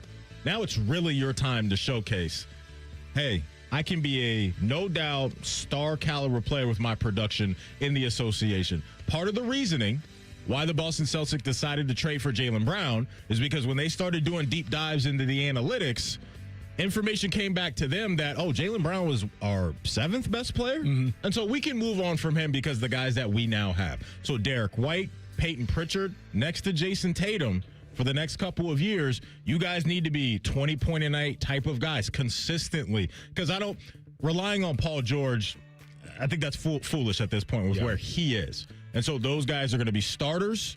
And those guys are going to have to deliver because there are going to be high expectations still for the Boston Celtics post Jaylen Brown. So I'm going Peyton Pritchard and Derek White, JP, and I'm putting them on the pressure list. I think I would struggle going all in as an organization on a guy whose hairline looks the way that White's does. It's just a thing that I have about hair. Need to get him some of that Beijing. You know what I mean? He needs to take the trip to Turkey. So when I was living in Chicago, I was in the international terminal. I saw 8 dudes who all made the same trip one time. He got the money, he can do it. He definitely has the money. And I don't understand why some guys just don't embrace it. Just go bald. They used to back in the day. When you get that hairline, just let it go. Nobody even did the baldy back in the day. They all had the toilet bowl up top. Yeah, right. And people were Jeez, cool. That's what you call it? What does it look like? I always called it a horseshoe. Well, look like that too. I just think when I start bald, when I see signs of my hairline going the other way, it's just time to lean into my Michael Jordan bag at that point. Why not? I would be cool. I rocked the Baldy at one point, actually. Did you? As I was heading into the NFL. I was picking Did it down Marcus to Freeman this inspire you? He is the anti-Baldy. No, he was bald when he was a player. Once upon a time, now his when he was an hairline- Ohio State linebacker, he was. He said he would put the hat on before he would let raindrops touch the hairline. He said this. It's a travesty now. Yeah. Well, okay, I didn't hear him say that, but if he's at least willing to acknowledge it and partially make fun of himself, No, then he okay. did. On Cam Hayward's podcast, as a matter of fact. He said that. Good. Can I give you somebody who is not on the pressure list? Go ahead and cook, man. That would be Eric Badlands Booker. Did you watch Tyvis Powell this morning? I did not watch Tyvis Powell. I know Tyvis was up against a challenge in the form of chugging a gallon of lemonade to try to beat the world record, which was 19 seconds. Yes. How did our boy, the self-proclaimed people's champ, do? He went out like the people's chump. That was the most miserable performance that I've ever seen. They got to 21 seconds on the clock, and he had spilled more than he had consumed. His shirt drank more than he did, which you were telling him was probably going to happen. And he didn't even drink enough to get to the point of like vomit reaction. Right? Like he didn't even have that much. He was sitting there in the last segment. They did it the second to last segment. He was sitting there in the last segment of the show with half a jug of lemonade still. Dude, he only cleared like an eighth of the jug. It was not good. In the 20 seconds that he was trying to complete the entire thing. So confident, too. He always is. Yes, well. But he was so confident. That's the best part of this. This is not going to shake his confidence at all. I can't wait to hear him rationalize this. Like, it's going to be so good. Oh, my goodness. What would Tyvis Powell say? No, I don't have anything that applies. But, yeah, confidence unshaken. He probably thinks that he could do it tomorrow on just a bad day. Just be like, I don't know, I wasn't sipping right today. Oh, you know what he did say? What'd he say? He said that it was Dylan's fault. Oh, here we go. Dylan Gonzalez produces T-Bone and Tyvis because he didn't buy him the strawberry lemonade. Oh, what's the problem? Why does he think strawberry lemonade would change he said anything? The strawberry lemonade goes down like water. Oh, my God.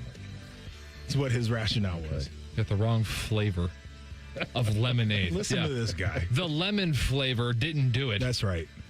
That's right. There's Under Pressure for this week. Coming up in 2 minutes, we'll lock in on all things Ohio State football with Stephen Means from Cleveland.com. We're Rothman and Ice right here on The Fan. Nearly an interception by Tyvis Powell. What a missed chance that was. Relax and let Kroger Delivery handle your grocery shopping this week. We start with only the freshest items. Then carefully pack your order in our refrigerated trucks. And our cool trucks keep your food fresh right to your door. Fresh groceries your way with Kroger Delivery. And right now, you can save $20 on your first delivery order. Kroger, fresh for everyone. Scotty Vegas here, and my new Bronco from Krieger Ford might go down as one of my best purchases of all time. I love it. The family loves it. I decided to get my wife's car some much-needed service. Krieger Ford conveniently picked up her car. I was prepared to spend a ton on repairs. Nope. They walked me through the problems, and it was fixed and brought back to our driveway in a day. Plus, saved me some money for some summertime parlays. The Krieger Ford experience is awesome. See for yourself at KriegerFord.com. There's this thing repair people do nowadays. Mappo's Plumbing. Sure. We do have a dispatch fee. It's $1 zillion. A dispatch fee, a trip charge, going out to your house bill. Bippity Bing Bong Electrical. Our trip charge is a nice new car. But not Apex Pros, the pros who knows. When you call Apex for repairs on your AC, plumbing, or electric, there's no dispatch fee. Thank you for calling Apex Pros. Why would we? Kinda silly to ask for money before we do anything, isn't it? We give you an upfront price only after we know what's really going on. We think it's the right thing to do, instead of... Slappy's AC, electric, plumbing, dry cleaning, haberdashery, and chiropractic. Of course we charge to come out. $1 kajillion, 3 diamond rings, and 2 exotic pets. Apex Pros. Never a dispatch fee. Examples of competitive rates may have been slightly exaggerated. Columbus loves Apex Pros. The pros who knows. ApexPros.com. Rothman Ice is sponsored by your local Pella Window and Door showroom on Gemini Parkway. The Fan, Ohio sports destination. Anthony sometimes likes to sit and stare at his bundle of Emmy Awards. Unfortunately, it's through the glass of the pawn shop. You're listening to Rothman and Ice. Welcome back in. Gonna light up the Bryant Heating and Cooling Systems fan gas hotline and bring on Stephen Means, Cleveland.com. Does an awesome job covering Ohio State. Make sure you're following Stephen on all his socials. Stephen, welcome in, my man. How we feeling today? I'm good. Thanks for having me, guys.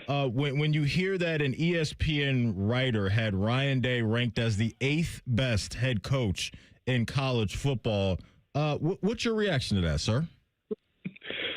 Oh, life as an Ohio State head coach is so funny sometimes. It's just like, what? Like, logically, there's no basis for that at this point. Like, I read it, and it felt like he was hanging all of it on one game versus 8 years of data of what Ryan Day is as a head coach. There's 4 active head coaches with national titles right now. It's Ryan Day, it's Kirby Smart, Dabo Swinney, and it's now Kirk Cignetti. Dabo Swinney's on the other side of greatness at this point, so I get why anybody would want to put him any lower. But every coaching list, I don't care what your order is with those 3, but it should start with those 3, and then you can have a conversation starting at 4 with Kirk Cignetti, Kirby Smart, and Ryan Day. Anybody who doesn't have them in their top 3, whatever the order is, it's just like you're trying to think too much and be the smartest man in the room when it's very logical who the 3 best coaches in college football are right now. I tend to agree with that. It's pretty insane, but once again, like, Ohio State, I feel like, is just graded differently. But you mentioned some of the other coaches that were on there. Kurt Cignetti, Dan Lanning out of the Big Ten was on there as well. When you look at this season coming up for Ohio State, who do you see as that big adversary or the biggest threat standing in the way of them having the ultimate success?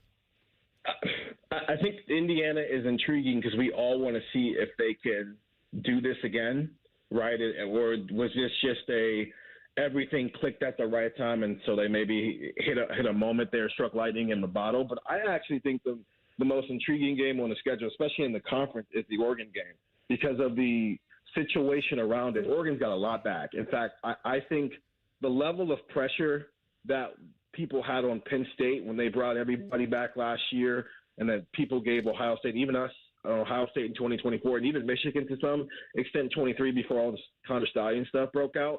I think all of that needs to be on Oregon this year. When you look at just how many position groups they might be elite at, and they have their quarterback back, who quite frankly could have been a first-round draft pick. But from an Ohio State perspective, that's 2 weeks after the bye. Ohio State has to go out to L.A. the week before that, which, I mean, listen, that can take a toll on you when you're playing a team who hopes to make the playoff in their place, and then you have to fly back to the East Coast and then get ready to play Oregon, who might be a top 5 team as well at that point. I think that is a interesting checkpoint of the game. The last time Ohio State and Oregon played, it wasn't really pretty for Oregon, and I'm sure that's in the back of some of their players' minds who played in that Rose Bowl. But I just think from a talent per talent standpoint, I think Oregon matches them. In fact, there might be some spots that at least heading into the season, Oregon's a little bit more established right now. And so that is the game where I think Texas is Texas, but Oregon is the type of game where I think a lot is going to be learned about this Ohio State football team and that Oregon team, because I think that might be the most heavyweight matchup of the season. Stephen Means, Cleveland.com, joining us here on The Fan to talk all things Buckeye football. We've got media days right around the corner for Ohio State. It looks like Stephen Means, they're scheduled to speak on Wednesday, July 29th. It'll be obviously Coach Day, Jalen McClain, Julian Sand, and Jeremiah Smith. Between the 3 players, Julian, Jeremiah, and Jalen McClain, whose brain are you most interested to pick when you get over there to Chicago?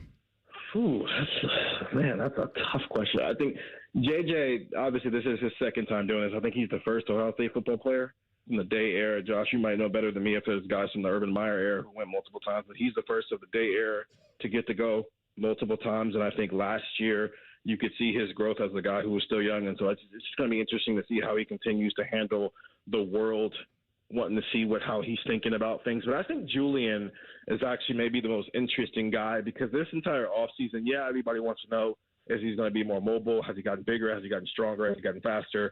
Is he going to be a better quarterback? But I think a lot of this offseason has been like, hey, Julian, you need to come completely out of your shell, and you need to be full throttle into I am now the face of this Ohio State football program. I am a returning starting quarterback. I am the only returning Heisman Trophy finalist in college football, and you need to own all of that. And so I know for a fact that there have been things behind the scenes that they have been doing to push him into that leadership role, into like being more vocal, into being everything that it requires, into being a potential captain this year. And now we got a chance to talk to him a little bit in the spring, but now this is like the first time that like college football world gets to see leader, face, fully confident, fully realized college quarterback Julian Sand step up into the mic. And I think it's going to be very interesting to see how he handles the media circus. He didn't really have to deal with to this extreme last year because he was a young quarterback. All right, Steven. So last segment we did under pressure, and I'm curious from you, which position group is it? Is it offensive line, wide receiver depth? Is it D-line, linebackers would be under the most pressure heading into training camp? Oh, boy. I think it's two. It's offensive line because everybody's still thinking about what Indiana and Miami did to them, and they doubled down on it, right? They lost one player, and that was Tegra Shabola, which of the five, if you would have said that one of them wasn't going to be back, even if he was playing college football, you would have said that Tegra Shabola probably wasn't going to be back. Ian Moore is probably going to step up into that left tackle spot, and with Austin Sarabah moving into guard, if that doesn't happen, then maybe Josh Padilla starts at guard. But they're old, they're veteran, they're experienced, and you double down on this group, and that has to be validated as early as September 12th when they go to Austin to play Texas. That has to be. That's so much of their season comes down to, can this offensive line be as good as it needs to be? Can this be one of the best offensive lines in the country? Because you don't double down on a group who look like that in the last two games unless you are 1,000% sure that that is going to happen. So a lot is riding on Tyler Bowen's ability to get the most out of this offensive line. And then on defense, I think it's the corners, and it's for two very different reasons. I think for Jermaine Matthews, it's more of a like, okay, you had a hot start to 2025 and maybe didn't have as good as the end of the season as maybe you would have liked to. Is there still a ceiling to be had there, or maybe are you hitting it? Is there more there to be tapped into? And then listen, I think the last couple of times I've come on this show, I've brought up Devin Sanchez. But it's like, again, so much has gone into making sure that this kid ended up being a starting cornerback at this moment. And Tim Walton said it in the spring. It's like he's got to be a dominant player for us. He's got to be the type of player that can, shut down a side of the field, quite frankly. Like when you look at some of the receivers they're going to play this year, I do think there's going to be a lot on Devin Sanchez's plate to live up to the 5-star number one cornerback rating in my recruiting class that he came in with, and he seems ready for that. So, again, these are not two position groups where I'm like saying, hey, there's a lot of pressure on you. I don't know if they can handle it. The offensive line knows it's got to be better than it was last year. And Devin Sanchez has, fully owned the my time is now moment, and I got to go prove it. So it's July 10th. Where Steven means at with the wide receiver room outside of Jeremiah Smith. Cortez Hankton, it looks like he's doing some good things out there on the recruiting trail. But if there was a game tomorrow, Steven, how would you feel about the depth in the wide receiver room? Conflicted and intrigued because I think they brought in Devin McEwen and Kyle Parker as quality pieces. And maybe if you're talking about from a production standpoint, maybe you're expecting Devin McEwen to be the more productive one of the two. But I'm intrigued because Chris Henry Jr. started coming along late in the spring, and maybe Brock Boyd had a hot start, maybe fizzled out a little bit there. Because listen, college football's hard, and there's still true freshmen going through this for the first time. So if you were expecting Brock Boyd to look awesome for 15 straight practices, then that's you being irrational about the expectations of any guy who's coming into one of the best programs in college football. But intrigued by what it looks like today, what it looks like the first time they play football versus what it looks like in October, what it looks like in November. And I don't just mean how good it can be, but who's getting the lion's share of the snaps from a game-to-game basis, because the ceiling is high with Chris Henry Jr. And again, that was a very stressful time for people in that program when you're trying to prepare for Indiana, but also hold on to Chris Henry Jr. How is Cortez Hankton going to deploy these guys? Do we get back to a bit of a rotation, or is it more of just the top three guys play and the guys below that don't play? But it's just, there's a lot of questions, but I think they're at least all optimistic questions because it's intrigue and not worry. So I wanted to ask off of the conversation about Cortez Hankton, which new coach you think is going to have the most impact? Because you have him, obviously Arthur Smith, but one of the underrated storylines for me is a full-time special teams coordinator now as well. Yeah, I honestly, I just want to touch on all of them. I think Arthur Smith, I think he just might be the perfect match made in heaven for what Julian Sand's skill set is, and we might see that on display this year in terms of what this offense could look like. I think Cortez Hankton, Brian Hartline did a good job. I'm not going to sit here and dismiss everything that Brian Hartline just spent the last 7 years of his life doing in an Ohio State receiver room. But as we're already seeing on the recruiting trail, and then the way he talked in the spring and some of the things he's emphasizing, I think he might get that next year out of this group. It might have just been the perfect replacement for what Brian Hartline was doing. But, Robbie Disher, I think, is the most underrated of the hires, because it's like screaming the fact that Ohio State is taking special teams seriously again. And that's not to say that they dismissed it, but it's just there are clear resources and investment that are going into this room. Robbie Disher was one of the best special teams coaches in the country the last couple of years at Illinois. He's schemed up some things. And so now we could go from a world where you bring in Connor Hawkins as well, who has made clutch kicks before. Special teams for a long time was like the ugly stepchild of can you please just not get in the way? Can you please just not get in the way? And now, because of some of the decisions they've made from a personnel standpoint, but also from a coaching standpoint, can special teams be a weapon consistently and not just these flashes in the pan of Caleb Downs got a punt return for a touchdown. Lorenzo Styles got a kick return as a touchdown. Those are great, but if you're pairing those with these messy moments that are literally costing you games, how great can those moments be? But now if you have a guy who can raise the floor of it, and so now it's not getting in the way, and then every so often it can be a weapon to your advantage in today's college football world, I think of the hires Ryan Day made, and I thought he made a lot of good hires, that's the one where I think he deserves the most praise for, because it was clearly I need to pay more attention to this, and by his moves, he did just that. All right, in our final 30 seconds, you got to help us out with a running poll that we have on the show today. When Stephen Means goes to Raising Cane's, is he a keep the slaw guy? Is he a no slaw extra toast guy, or no slaw extra fries guy? I need to know who's doing the slaw. That's just not. No. It's me. I'm Joshua Perry is doing the slaw. Josh, come on. What are you doing? Oh, man. What are you doing? All right, slaw hate is crazy. Have a healthy snack with your unhealthy meal?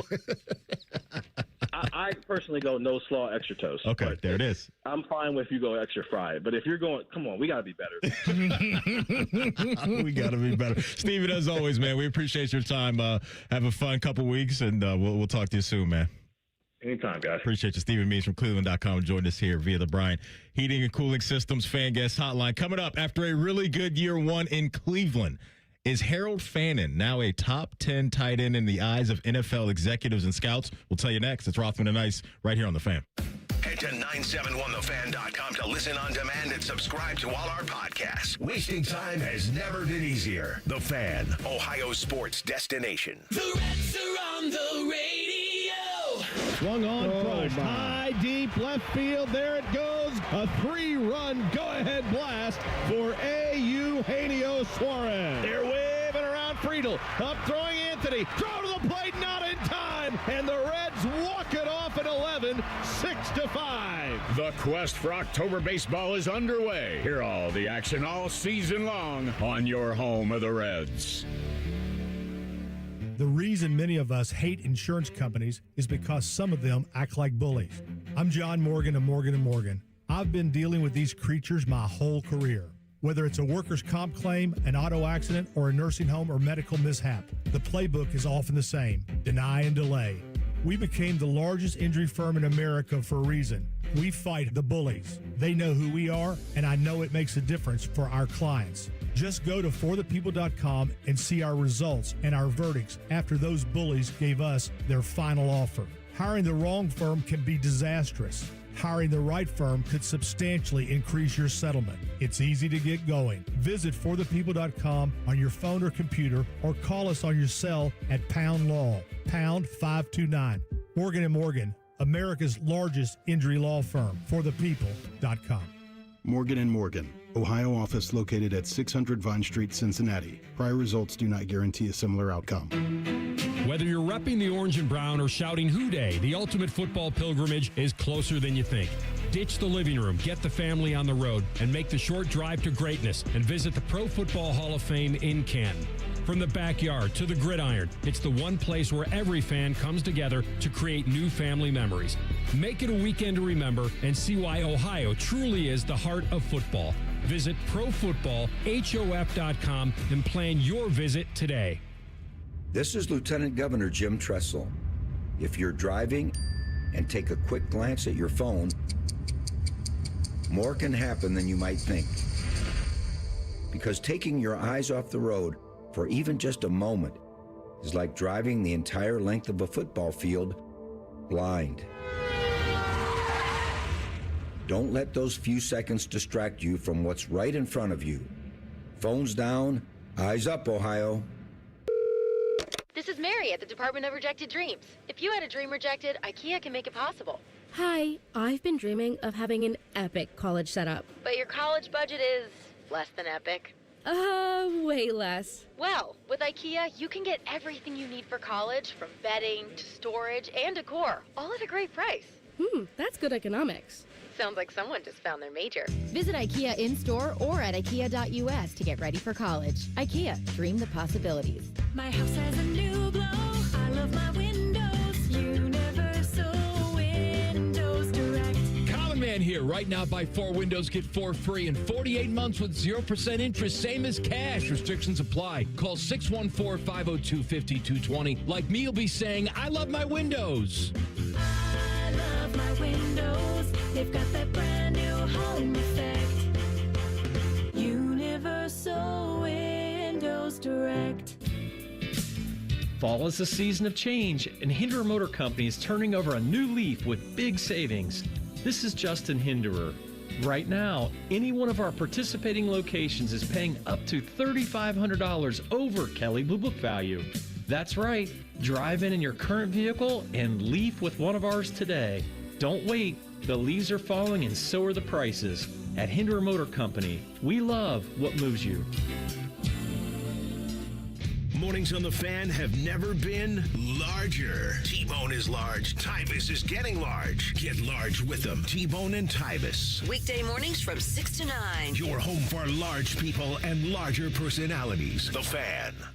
All your favorite fan shows are available when you want them. Head to 971thefan.com and hit that subscribe button. The Fan, Ohio sports destination.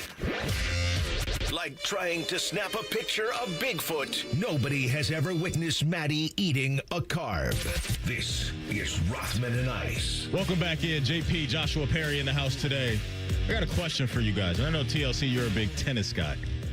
Is tennis the only sport out there to where you warm up with your opponent? That's a phenomenal question. So, because I've been having one eye on Wimbledon, right? And I noticed before the match starts, they do is rallying. Let me make sure I get my terms correct, JP. I don't want the tennis world coming out. The rallying back and forth is with their opponent. In my mind, I got to thinking, I can't think of another sport to where that team or player is warming up with who they're going up against. So is it just tennis and tennis only? I don't know about volleyball. Ooh, okay. Like, perhaps volleyball, maybe you're like, hey, let's hit a few. I feel like they don't do that. Hey, let's hit a few. Hey, let's get warmed up. Like, real competitive. Could you imagine, like, in football, if it was like, I don't know, like Jamar Chase going up against Christian Gonzalez before the game? Like, let's get some reps. Yeah, let's run some ones real quick. So I don't know. Maybe somebody could tell us in the chat. I can't think of another sport to where. Can't either. But like in volleyball, you would be so condensed if you were. Or maybe they take turns where it's like, hey, our team will warm up first, and we'll have like an inter-squad scrimmage, and then we'll leave to go to the locker room, and then your team takes the court, and then you have your own inter-squad scrimmage. Yeah. Because if you did it like basketball layup lines in volleyball, like where each team gets half the court, that's a lot of people passing the ball and not much space. Mm-hmm. Would you want to warm up first or second in that scenario? Second, closer to game time. I agree. Yeah.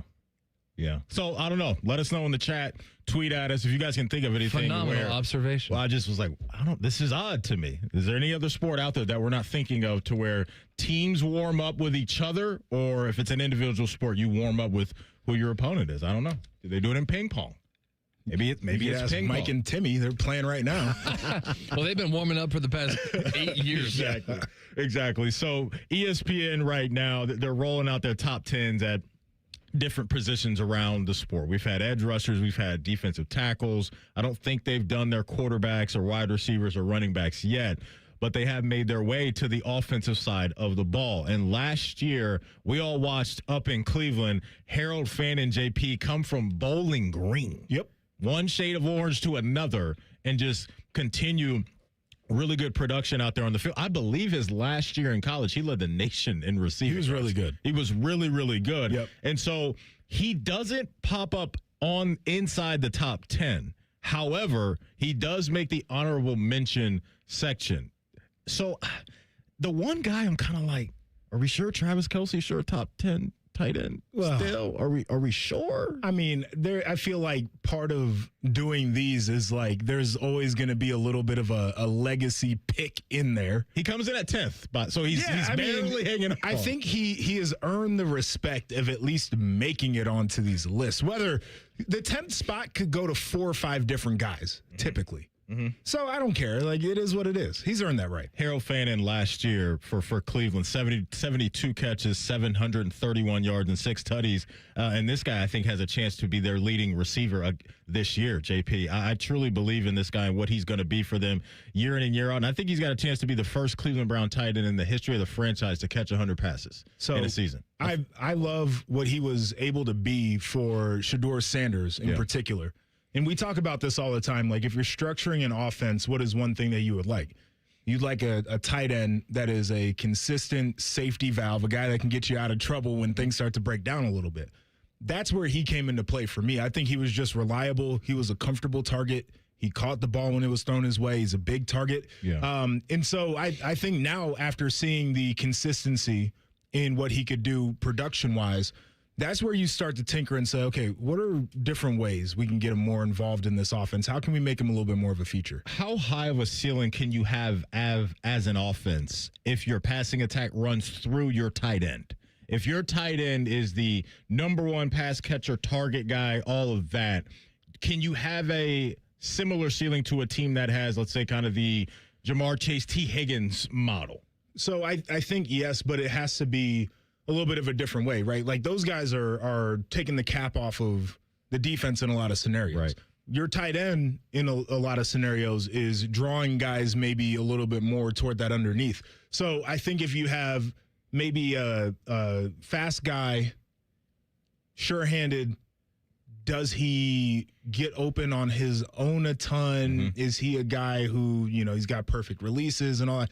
That's where it helps a lot because it takes pressure off of him. I think in a dream world for Cleveland this year, he doesn't have to be the guy that's the driving force of the passing attack, right? You get the Casey Concepciones and the Denzel Ballstons to level up as rookies and at least one of them to ball in. We'll see if Jerry Jeudy can shore up the hands issue. Like, I know that's been driving people nuts, but I think Harold Fannin can hold it down as the guy. And you've got Todd Monken now coming in from Baltimore that worked with Mark Andrews and Isaiah Likely and some of the guys he even coached up at Georgia. I think that's going to be a big focal point for them this season. It should be. He's that darn good of a player. I mean, you talk to coaches, they'll tell you all the time, but having a guy like that where you line him up in line, you can flex him out, you can have him run routes at all different levels of the field. It puts stress on linebackers, puts stress on safeties. It's a good option to have. I'll just rip through the top 10 real quick. Brock Bowers comes in at 1, Trey McBride at 2, George Kittle coming off an Achilles injury at 3, Sam Laporta at 4, Tyler Warren of the Colts comes in at 5, Tucker Kraft at 6. I like Tucker Kraft.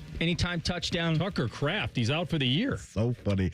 As soon as I said Tucker Kraft, I looked up at TLC because I knew he had that on deck. The disappointment in AR's voice. He was so let down by AK. Play. I like Tucker Kraft. Anytime touchdown. Tucker Kraft, he's out for the year. Tucker Kraft. He's out for the year. Listen, I won't be surprised if Tucker Kraft, we're talking about him in the next couple of years as the tight end. I think he can be that good. Right. I truly believe that. He's and awesome. Colston Loveland comes in at 7, who I think he's another guy that can be the number one pass catcher within an offense up in Chicago. I think he's got a chance to do that. It was an interesting Colston Loveland, Tyler Warren kind of, I think those two guys, you'll compare them a lot because they can both be game breakers. Kyle Pitts at 8, Mark Andrews, another one of the UNC tight ends at 9 to go along with Kelsey at 10. Coming up top of the hour after an update, JP, we've got ACC, SEC, Big Ten media weeks over the next 3 weeks. We will lay out one question about each conference and what we're interested in going into a new season right after the break. We're Rothman and Ice right here on The Fan. Unlike your deadbeat uncle, we'll never leave you stranded in a ditch when you were 6. This promo may have been a touch too specific. The Fan. Joint pain is awful when you're the person fighting through it. And I'm betting you're not the only one affected by it. Maybe someone you love who struggles with joint pain, you see what they don't say. You see they've slowly stopped doing the things they loved. And listen, it's July. It's time to be outside, moving around, playing, living, having fun with your friends. Listen, it's Bobby Carpenter. Let's talk about getting that life back. At QC Kinetics here in the Columbus area, that's what's happening every day with our team and Dr. Ray Tesner. People who are stuck in that cycle of pain in their hips, knees, shoulders, back, they're finally stepping out with regenerative treatments that are done right here in the office. No surgery, no long recovery, no putting your life on hold, just real pain relief right for you. It helps the inflammation ease up and the pain lets go. People say all the time, they're back, they're feeling good, they want to get to be able to do the things they love again. So if it sounds like something you're interested in, go check them out at qckinetics.com/Columbus or call 380-208-4544. That's 380-208-4544. Whoa, what's all this? These screens, the food? All for the game, bro. Dude, let us pitch in. No need. I've got it all covered. With T-Mobile, I'm saving $1,000 bundling my wireless and internet. No way. Really? Yep, and the price of my plan won't change for 5 years. Wow, I'm definitely switching to T-Mobile. Goal! Here to score big with T-Mobile. Families save up to $1,000 a year when they bundle fast, easy to set up, all-in 5G home internet with 4 phone lines on Experience Beyond. And your plan price? Guaranteed for 5 years. Stay connected con tu gente and catch every match with T-Mobile. Join now at T-Mobile.com. Price guarantee on talk, tax, and data. Exclusions like taxes and fees apply. Savings based on third line free via monthly bill credits. Internet discount with $15 in monthly bill credits and auto-pay discount. Qualifying credit required. Credits may take up to 2 bill cycles and will stop if you cancel any lines or change plans. Get in the zone, AutoZone. Summer's finally here, and we're kicking it off with a whole lot of free. Free brake pads with Duralast rotors. Free oil filter with 5 quarts of oil. Free Armor All wipes with Armor All glass cleaner, and more. More free, so you can have more summer. Celebrate free at AutoZone. Now through July 27th. Restrictions apply. Get in the zone, AutoZone. Treat your pet at Tractor Supply with great prices on everything they need in just one stop. All summer long, we're adding new dog and cat products, over 200. Food, toys, treats from brands your pets love. All new, all at great prices, all at one place. So come in to save time and money. Leashed pets are always welcome. Shop in-store or online. Tractor Supply, your one stop for pets out here. Hi, I'm Patty, founder of Awesome Tex. I started with a big idea to give old clothes a new life by turning them into recycled fibers and threads. Everyone told me that this was going to be impossible, but Chase for Business believed in me. They gave me a lot of guidance from the beginning. Get financial guidance from bankers in the Columbus community and convenient digital tools all in one place. Learn more at chaseforbusiness.com. Make more of what's yours. Real customers compensated. J.P. Morgan Chase Bank, N.A. member FDIC. Scotty Vegas here, and my new Bronco from Krieger Ford might go down as one of my best purchases of all time. I love it. The family loves it. I decided to get my wife's car some much-needed service. Krieger Ford conveniently picked up her car. I was prepared to spend a ton on repairs. Nope. They walked me through the problems, and it was fixed and brought back to our driveway in a day. Plus, saved me some money for some summertime parlays. The Krieger Ford experience is awesome. See for yourself at KriegerFord.com. Newman Roofing is proud to sponsor the Fan and 10 TV's Beat the Heat Fan Drive. Help Ohio's most vulnerable residents deal with the extreme heat this summer. Purchase new box fans and take them to the nearest Franklin County Fire Station or buy online. For more information, visit 10tv.com/beattheheat or lifecarelines.org. These are the sounds of children playing and families laughing. But these sounds were cut short. Cut short because Ohio doesn't require gates and lights at every railroad crossing. Crossbucks and stop signs? Really? Crossbucks and stop signs just aren't enough. but you can help. Report unsafe railroad crossings at angelsontrack.org because bad crossings kill good drivers. Sponsored by Angels on Track, aired by OAB and this station. Build your cybersecurity skills and prep for thousands of open positions employers are desperate to fill. Attend classes live online or on campus. Go to mycomputercareer.edu and take the free career evaluation today. Financial aid is available to those who qualify. Broadcasting live from the McDaniel GM Superstore Studios, driving excellence since 1916. Chevrolet. Together, let's drive. WBNS HD1 Columbus. Good afternoon. I'm Ryan Baker. Both the Cleveland Guardians and the Cincinnati Reds in action tonight at 7:10. The Guardians are heading down to Miami to start a series with the Marlins. Heck of a pitching matchup in this one. It's Parker Messick and Sandy Alcantara. The Reds welcoming the Chicago Cubs into Great American Ballpark this evening. Hunter Green makes his second start since returning from the IL. Shota Imanaga gets the ball for the Cubs. You can hear that one over on the Fan 2 beginning at 6:40. We'll join it in progress here on the Fan at 8. The Columbus Clippers in Lehigh Valley to take on the Iron Pigs at 6:45 tonight. World Cup quarterfinals continuing this afternoon as Spain plays Belgium here at 3. Tomorrow it's England and Norway at 5 and Argentina taking on Switzerland at 9.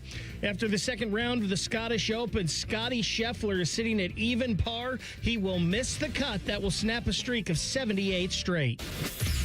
Most shows just skim the surface, but Rothman and Ice feel like the biggest story of the day deserves a closer look. It's time for a deeper dive. Sponsored by Orthopedic One, Central Ohio's most trusted orthopedic practice. Find a physician or location near you at orthopedic1.com.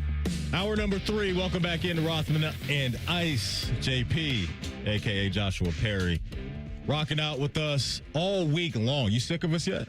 No, never. Okay. Could never be. Okay. Because I know you're about to get busy, man. Yeah. Cole, are you sick of me yet? No, man. I was upset that it took 2 days off on a Joshua Perry week. Oh, please. I mean that. I've said that off the air to other people behind your back. Well, I appreciate that. And when AR and I are gone, he's like, yes. Yeah. Thank God those two are gone. I'm about to be bunkered down with you two all fall long. There you go. You see, he didn't deny it. No, he didn't. Not at all. He did deny it. Not at all. He did deny it. TLC, we were talking about you earlier in the week because JP and I at Rhyme Time was in. Can't remember exactly what we were talking about, but we ended up talking about the kid that was dressed up as the umpire, I believe, at a St. Louis Cardinals game, either last year or the year before. That was a great 2 days for me. And we brought up your tweet, your viral tweet and all that, and I thought about you two today when I saw this because out in the Bay Area, a Chinese restaurant is fining parents for their out-of-control kids. At this restaurant, there's already been one parent that's been charged $327 after their child smashed a credit card machine. I'm all in on this. Okay. I think this is great. So I think now being a parent, there's some other context for this because I saw it. I'm in on a majority of it. There's some of it that I think is a little too far out of bounds. So your kid smashes the card reader. As a responsible adult, I'm not even letting that situation happen, but sometimes you take the eye off the kid, things do happen. I'm offering to pay for that. You don't have to beg me to pay for that. Like, my kid broke it, I'm just going to pay for it, right? Like, they said kids were dropping plates and I would offer to pay for that kind of stuff. Yeah. Now, this whole, your kid is too loud thing, I'm sorry, I can't control when my kid cries. Like, sometimes they just do that. Hand him a tablet. Sometimes they cry through the tablet. You know what I'm saying? Like, I feel like I have a different perspective now as a parent. If I know my kid is already out of sorts, like, we're probably just going to cancel the plans anyway. Like, I'm not going to bring them there knowing there's going to be an outburst. But sometimes they happen. We got to be adaptable as a society. Sure. I agree with that. It'll be interesting to see, what type of foot traffic comes in and out of this restaurant now that he's got this rule you got to abide by. I think that may be one of the greatest things they do for their business, because it's not just the parents saying we're not bringing our kids anymore. You have created a safe space for people who hate being around kids. Mm-hmm. Like, if you hate kids, eat there. Because you just, like, as a parent, it might be a little bit too risky knowing what some of these kids are like to even go in. And there's a few friends of mine that don't enjoy being around kids for very long. So they absolutely would be people that attended that restaurant. So, TLC, are you in on that as a guy that was dunking on a kid for having a good time? Which, by the way, you talked me into coming to your side. Thank you. And first of all, I would like to reiterate the number one and number two culprits in that scenario were mom and dad. So I was correcting other people's parenting. Agreed. Because they were encouraging little Skippy to play, Halloween dress up at the ballpark and pantomime and umpire. If he just dressed up like that, first of all, and I guess I should lay out the context again. So he was playing umpire for not one, not two LeBron, but 3 straight games at the ballpark. And so it's not a big deal to there are 30-something thousand people in the stands. I'm just saying, for the people who he's right next to who are trying to watch the game. That could be annoying. My parents would be like, sit down. Like, we don't do this. And so he left the house in costume 3 days in a row, and mom and dad could have said no, but they either... What's the phrase? You encourage it. You either teach it or tolerate it. Yeah. You allow it. That's a coaching phrase. That's right. You either teach it or tolerate it. So they were either encouraging him, like, yeah, like you're a hit. You're a sensation. Like, put on your umpire costume. Sensation. This is what we do when we go to baseball games. Like, they're there to see you. Yeah. Or they were just like, okay, go ahead, like, whatever, which is kind of a blasé attitude, but still allowing it to happen. So this kid was, like, standing up. Yes. So that's the other part for me. And when there's a strike, he's on the strike. The third day of wearing the thing, it is what it is to me. Sometimes kids just want to wear stupid stuff, right? Like, there are some kids that want to wear their PJs out to the grocery store. You pick your battles on that. You tell him to sit his narrow ass down when you get to the ballpark. That to me was the crime. 3 days in a row is nasty That's work, the by the way. crime. That is nasty work, by the way. I forgot about that part. If he did it for a batter or two, like, okay, that's cute. One whole game is too much. That's too much. But to, like, double and triple down of, like, this is who you are. You are the kid umpire. Put on your outfit. We're going to the ballpark. What is that? You gotta move around. Like, you're trying to turn your kid into a celebrity at that point. Put on the outfit. This baby Gronk. Oh, my God. That guy's dad sucks. It is. But my friend said he saw a highlight clip of him and said he's actually kind of good. Oh, Lord. So I don't know how old he is, but he's been on the recruiting trail forever. But he was so young when he became a child star that who knows when he's actually gonna be eligible for college football. But I want to reiterate, I'm not a child hater, but I am definitely in the camp of, like, if your child is inconveniencing somebody else, you got to tell your kid, like, hey, like, we can have fun, but we can't do it at the expense of others. I'm not going to be telling other parents, like, hey, my kid's just having fun. Like, no, we got to be fair here. It feels like there was some child hate in there. No. Like you said, I love kids. You said Skippy wants to get dressed up like an umpire for 3 days. Okay. Like, that felt like it was very targeted towards Skippy. Calling him Skippy was condescending. Yeah. I'm not going to apologize for it because I thought it was funny when I did it, so I'm going to double down on that. However, no, I'm not a child hater, but there's got to be a balance. Like, we can have fun, but, like you said, when kids are screaming and they think they're being funny and they're, whatever, it's like, hey, you can't scream bloody murder because nobody wants to listen to that. Sometimes they just do. So you got to teach your kids what it's like to be a part of a community. When we're at home, it's our house. We can behave a certain way. The non-parent telling all the parents how to parent. Dude, This is what I was scared of, is going down this road. I don't want to tell parents what they should be doing. I do. My two greatest hobbies in life. Number one, watching egos crash. Sometimes it's my own, and other people may enjoy that. The number two thing I love in this life, telling parents what to do when I'm not a parent. We can't do that, TLC. That's a great hobby and of we mine. can't tell husbands and wives how to work their way through a marriage either. We got to just sit those out, So you and I. Being a parent, obviously, different perspective. The one thing I will say that bothers me when it comes to the people like you telling parents how to be parents. My kid is big. James, my son, is huge. So he looks like he's a 4-year-old, but he's 2. And he talks a ton, but people, I think there are some people that think that he might be a little bit slow sometimes or out of control. and they judge me and Maddie for that because he looks like he's 4, but he's 2. Okay, well, when And he's so he throwing does stuff at Miss 2-year-old Lily stuff. and you're laughing at your text messages, like, my son just threw that at her face. Like, come on. I wasn't laughing. I Yes, was you just were. telling you what happened. And you were laughing. He's a class clown. He's 2. But people are like, oh, man, that 4-year-old is so out of control. He ain't 4. Well, that's a problem. Is that a big difference? No, because you're judging me because you think I don't know how to parent a 4-year-old, but he's really 2. What difference is those 2 years? First of all, you led into this Do you know how rapidly the brain develops in those 2 years?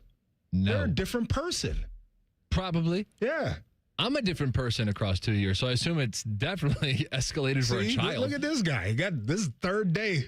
But that pressure cooker. I don't think this is the hill you want But to if die your on. 4-year-old were misbehaving too, it wouldn't be that different. It'd be like No, it would be different because I feel like you have a different expectation of 4 than you do of 2. Is it that different? It is. The This entire expectation conversation's- difference between 1 and 2 is Yes. different. Between 2 and 4 would be different. Between 4 and 8 would be different. 4 and 8, there's a much larger gap. 4 and 5, I think, is a different expectation. 4, you're sitting at home. 5, you're probably preschool, thinking about kindergarten, different expectations. I think that, yes, once you make the leap into going to school, then it's like, all right, Mike, then see, your kid has to know by 5 years old, like, hey, we're a part of a community and there are certain etiquettes that we have to abide by. And Skippy was 13 and wasn't abiding by etiquette. See, the issue is James is going to be 5 heading into school, and they're going to think he's 8. And they're going to think there's something wrong with him and that I didn't do my job. You think you got an offensive lineman growing over there? D lineman? What do you? Yeah, it's be okay. Next Orlando Pace? You got in your household? Joshua told me a couple weeks ago, he said he's going to have his son running on the track in a year. I am. Not anything crazy, but he's a very energetic child. He loves jumping. I was a jumper. Here comes the high jump. Yeah. I'm gonna get him triple started. jump. I want to familiarize him. You'll be throwing him into the sand pit for the triple So jump. at 3 years old, we're running 40s? I'm not saying I'm gonna be out here like Joe Jackson standing with the belt, trying to get my kid to do all the drills right. Joe Jackson. I'm going to introduce him to the track. Okay. We're gonna go through some age appropriate drills. Drills? Get him 3? moving. Yes. What drills are appropriate at 3? Didn't Tiger Woods start swinging a golf club at 3? The club was swinging him. All right, Marv Marinovich. I'm saying, like, there's nothing wrong with putting him out there and seeing if he likes it. Hey, listen, I got He's got your genes. He's already a prodigy. 3 You years got to old. introduce him. Can I get I need a video of these workouts next year, whatever this It's is not going going to to be look crazy workouts. We're just going to run around. We're going to, just introduce him to But I might have a box out there and teach him how to, jump and land off of the box. James Perry is going to be on the wall next to Drew Posey. James Perry at age 5 is going to be pushing the sled. Yeah. By age 5. Coming up next in Pre-Snap Reads, media days are about to pop off for the next few weeks around college football. We're going to highlight what we're excited about and who we're excited to hear from next. It's Rothman and Ice right here on The Fan. We're the girthiest radio station in the history of radio. Uncomfortably girthy. This promo is uncomfortable. The Fan, Ohio's girth destination. Hey, it's Austin Ward. Listen to The Beat with Austin and Byrne, now powered by the Waterworks and Header Heating, Cooling, and Plumbing. Get the latest Buckeye news, insights, and unbeatable analysis every day. Don't miss a moment. Stream The Beat with Austin and Byrne, sponsored by the Waterworks and Header Heating, Cooling, and Plumbing. Before the lights go down, before the first chord hits, start your night the right way with Jameson Irish Whiskey at the ultimate pre-concert party. Join us at the O-On Lane for ice-cold drinks, great vibes, and the smooth taste of Jameson flowing all night long. Grab your crew, raise a glass, and get concert ready with Jameson specials, music, and the kind of energy that only happens before the show. Jameson at the O-On Lane, where the night really begins. Drink responsibly. Taste responsibly. Jameson Irish Whiskey, product of Ireland. 40% alcohol by volume, 80 proof. Copyright 2025. Imported by John Jameson Import Company, New York, New York. Join us for Diamond Seller's Wedding Weekend, July 24th and 25th. We guarantee the best price year-round, and Wedding Weekend adds an advantage you won't find anywhere else. Enjoy preferred bridal pricing up to 30% off for 1 weekend only. Visit Diamond Seller, July 24th and 25th. How many of you have had your garage floor done? I'll wait for the answer. Yeah. that's enough. How many of you think it looks like crap? That's because it is crap. One quick call to Comer & Cross Concrete Floor Coatings at 1-800-NEW-FLOOR, and they can install a gleaming new Comer & Cross garage floor in one day.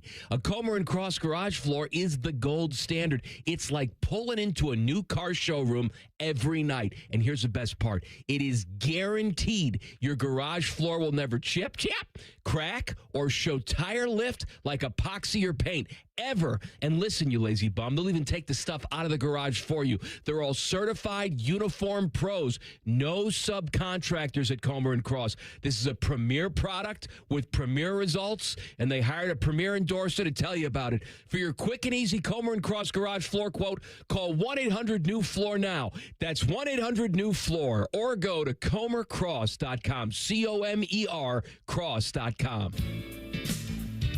Say goodbye to car care headaches with Carvenience from Hinderer Motor Company.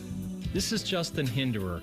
For only $49, we'll pick up your vehicle, leave you with a rental, and return it fully serviced and spotless.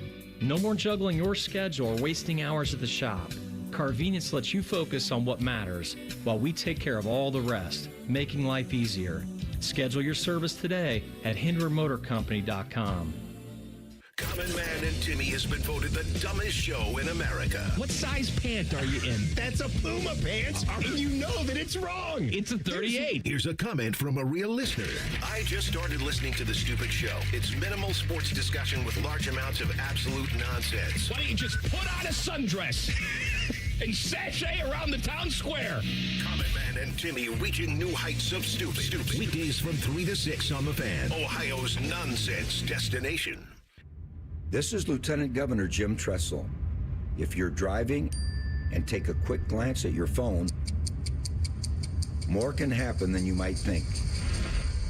Because taking your eyes off the road for even just a moment is like driving the entire length of a football field blind. Don't let those few seconds distract you from what's right in front of you. Phones down, eyes up, Ohio.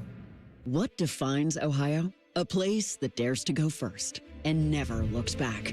There's no slowing us down. In Ohio, we're powering America, discovering breakthroughs, driving the future, propelling tomorrow. At Jobs Ohio, our mission is clear. Strengthen job opportunities and empower Ohio's workforce. Ohio, our time is now. See Ohio's momentum at jobsohio.com/Ohio's time.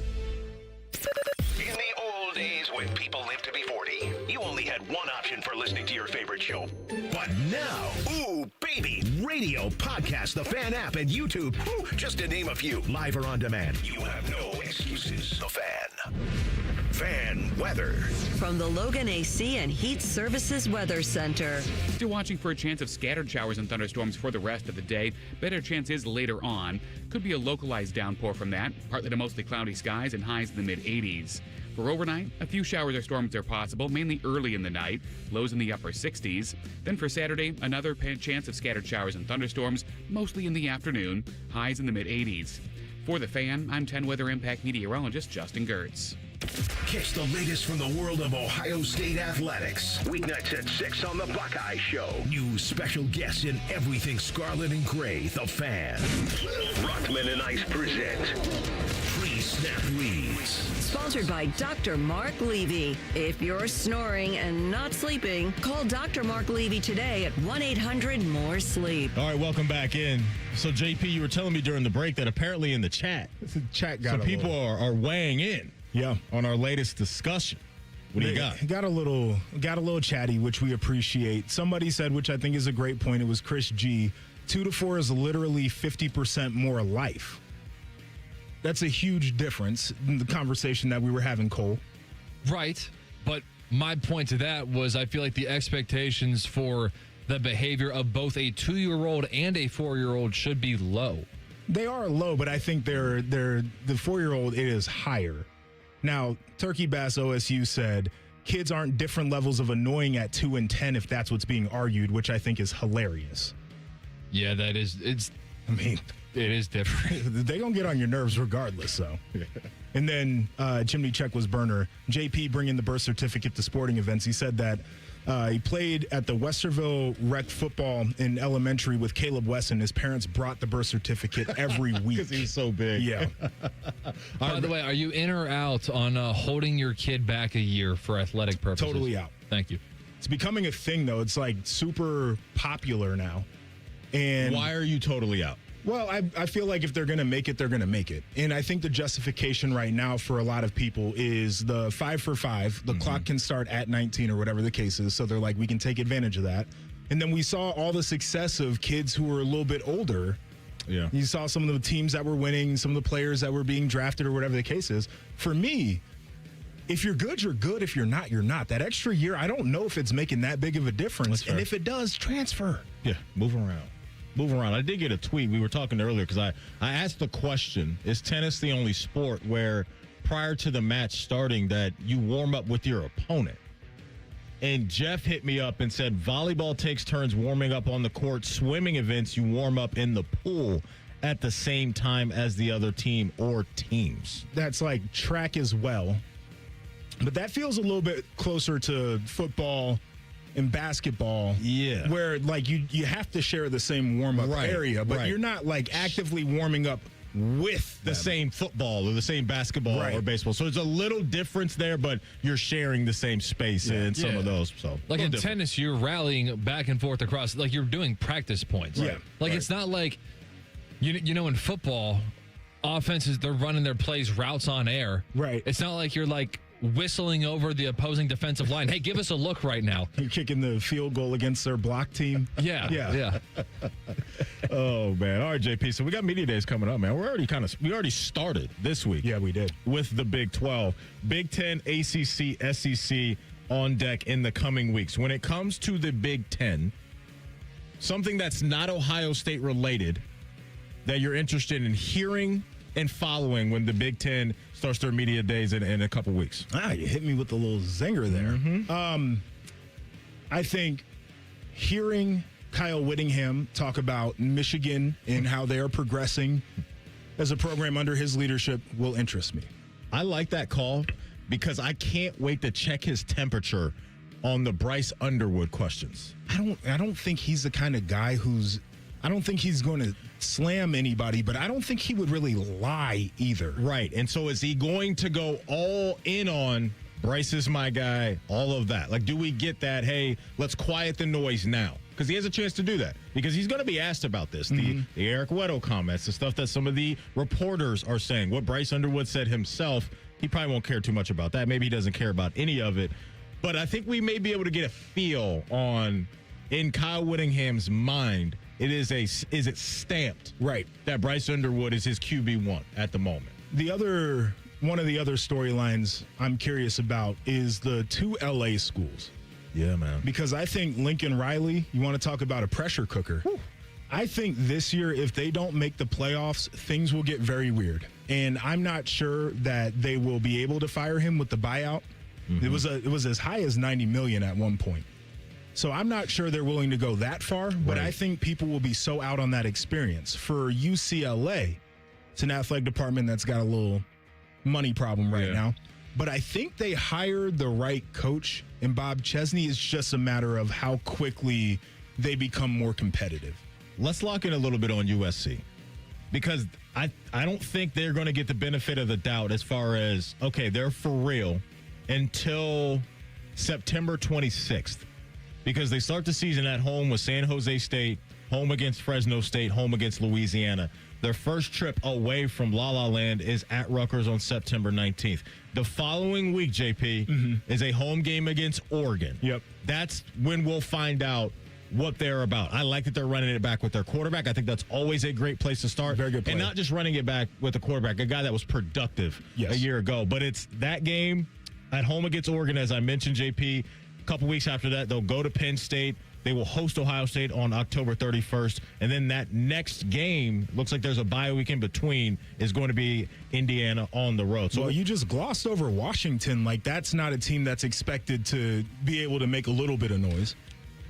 Okay. Like, I'm in wait and see mode. I like you got Oregon, Washington, Penn State as a stretch. Okay. That's a 3-game stretch. I just need to see more from DeMond Williams and the crew out there. That's all. But Okay. I understand what you're saying. If it was at Washington, then I probably would have jumped that. Okay, that may be a little bit of a sticky situation Fair enough. for them. And so, yeah, I completely agree with you on the Big Ten and what you said there. ACC, in that conference, what are you interested in going into media days? Who feels confident besides Miami? Right? Like, it feels like it's such a mixed bag. Like, I really don't know how you would want to slot them in. I think Louisville's going to be solid. Jeff Brom, to me, is one of the more underrated coaches in college football. So, do they mix in there? We saw what Manny Diaz was able to do with Duke. Is Jennings still at SMU? Does he still have eligibility? I think so. At quarterback? Okay. Yeah. So they've been in the mix in that conference and in the playoff over the last couple of years. He's like, you don't fully count Clemson out, but it feels like their championship window's not open. But can they be an ACC champ? They've lost all their shine for me, Clemson. Yeah, I mean, they really have. I feel like it too, but once again, it's like, can you win 9 games? Right. You're not going to have to do much in that conference to be in the mix towards the end. And so quietly a good year for Virginia last year. Yes, very good year. Interesting, right? I'm not remembering much chatter about Virginia and all of that, but at one point it was top 20 team. They finished the year. Tony Elliott, by the way, coming into the season, they were like, fire his ass. Tony Elliott came from Clemson a couple years ago as their defensive coordinator, right? Or OC? Was he the DC? It was OC. Okay. Yeah, but he was a Clemson guy. He was a Clemson guy. And coming into last year, they were ready to fire him. Virginia last year, 11-3, 7-1 in the conference. So I'm interested how much talent from that team that they're bringing back to this year's team, because that may be one of those sneaky teams that we're not talking about that could be doing some good things this season. All right, SEC, I want to hear about all the heavy hitters. Does Georgia feel like they're a team that can take back the crown like they were doing a couple years ago? We know Texas is going to be good. How good do they think they're going to be? Yeah. What about LSU? How do they mix in there? You can go down the list. And then Florida. How quick is that turnaround going to be? Can they flip that? Can Auburn do the same thing? It wasn't that long ago that you looked at Auburn and you're like, that's premier college football. And then they kind of fell off. Can they get back to that standard? So feels like a lot of storylines down there. There's always going to be positive things said, right? Everybody had the best all season. Everybody's in the best shape of their life. And hey, we feel good about where our guys are. We get a lot of that. But I'm very interested in where Lenore Sellers is and his development coming into another year. He got a short leash for me. And that's fair. Like, if he's turning the ball over early in the year, I'm going to wipe my hands clean of that guy. That's it. But we may see early on, it is coming together for him. He does have the fundamental stuff checked off in a similar way that we were talking about Bryce Underwood. I think you can say some similar-ish things about Lenore Sellers. I think Sellers' ceiling is higher. Yeah. But seems like he's pretty far off based off of how he was being talked about a year ago. Yeah, I mean, again, it was flashes, it was moments. And by the way, supporting cast, I think, factors into how you have these conversations. So you got to grade them on a curve a little bit, but still not living up. Last thing in the SEC for me, is the Vandy thing sustainable? Is this going to be where they're going to be in every single year, right? It's a curious question. Like, they are like 8 wins or more on an annual basis. Can they do that in that conference? It'd be tough. At that school. Seems like they got some decent financial backing, NIL-wise. No doubt. They're in Nashville. It's not a bad place to be. No doubt, right? They stole, I believe, a 5-star quarterback from Georgia. They did. This offseason, They sure That's did. supposed to be a dude as well. So we will see if that is something that the Commodores consistently do along with Indiana in the world of college football. Speaking of Vandy, we got a Vandy boy on deck. He's Jensen Lewis. We'll throw some chin music with him right after the break in 2 minutes. We're Rothman and Ice right here on The Fan. With rates lower than the national average, plus special rates on balance transfers, a BMI Federal Credit Union Visa Platinum or Visa with Rewards credit card would be the perfect card for your wallet. Visit bmifcu.org/visa for more details and to apply today. This year, America celebrates 250 years of hard work, determination, and people who built something meant to stand the test of time. That same spirit lives right here in Central Ohio. In 1992, a 22-year-old named Tim Newman climbed onto a roof with a simple goal: do honest work, treat people right, and never cut corners. One roof became hundreds, hundreds became thousands, and every job was built on the same promise: a handshake you can trust. Today, a third generation of the Newman family is helping carrying that legacy forward, making sure the company will be here for your family, just like it's been for your neighbors for more than 3 decades. When it's time for a new roof, siding, or gutters, choose the company that's built its reputation the same way America was built, through hard work, integrity, and pride. Family-owned, locally based, American proud. Newman Roofing. Call Newman Roofing today at 614-NEW-ROOF or visit online at newmanroofing.com. Don't just get a new roof, get a Newman roof. You can give a little, change a lot. The Salvation Army is partnering with Atlas Butler and Jets Pizza to support local families. Visit a Red Kettle at participating Kroger and Walmart stores Thursday through Saturday throughout July. SalvationArmyCentralOhio.org for locations. The Honda Summer Event is on at Lindsay Honda. Get red-hot deals on every new Honda. Save on a new 2026 Honda Civic CVT with 0% for 48 months or 0% for up to 48 months on all new 2026 Honda models, including the 2026 HR-V LX. Get ready for summer adventure in your new Honda. Enjoy the Lindsay Honda difference. Honda makes the cars. Lindsay makes the difference. Visit lindsayhonda.com for details. Rothman Ice is sponsored by your local Pella Window and Door showroom on Gemini Parkway. The Fan, Ohio sports destination. Crowd the plate at your own risk. It's time for some chin music with former big leaguer and president of the Bald is Beautiful fan club, Jensen Lewis. Sponsored by Logan AC and Heat Services. Feeling the heat? Call the experts at Logan Services now for hot deals on Train air conditioners.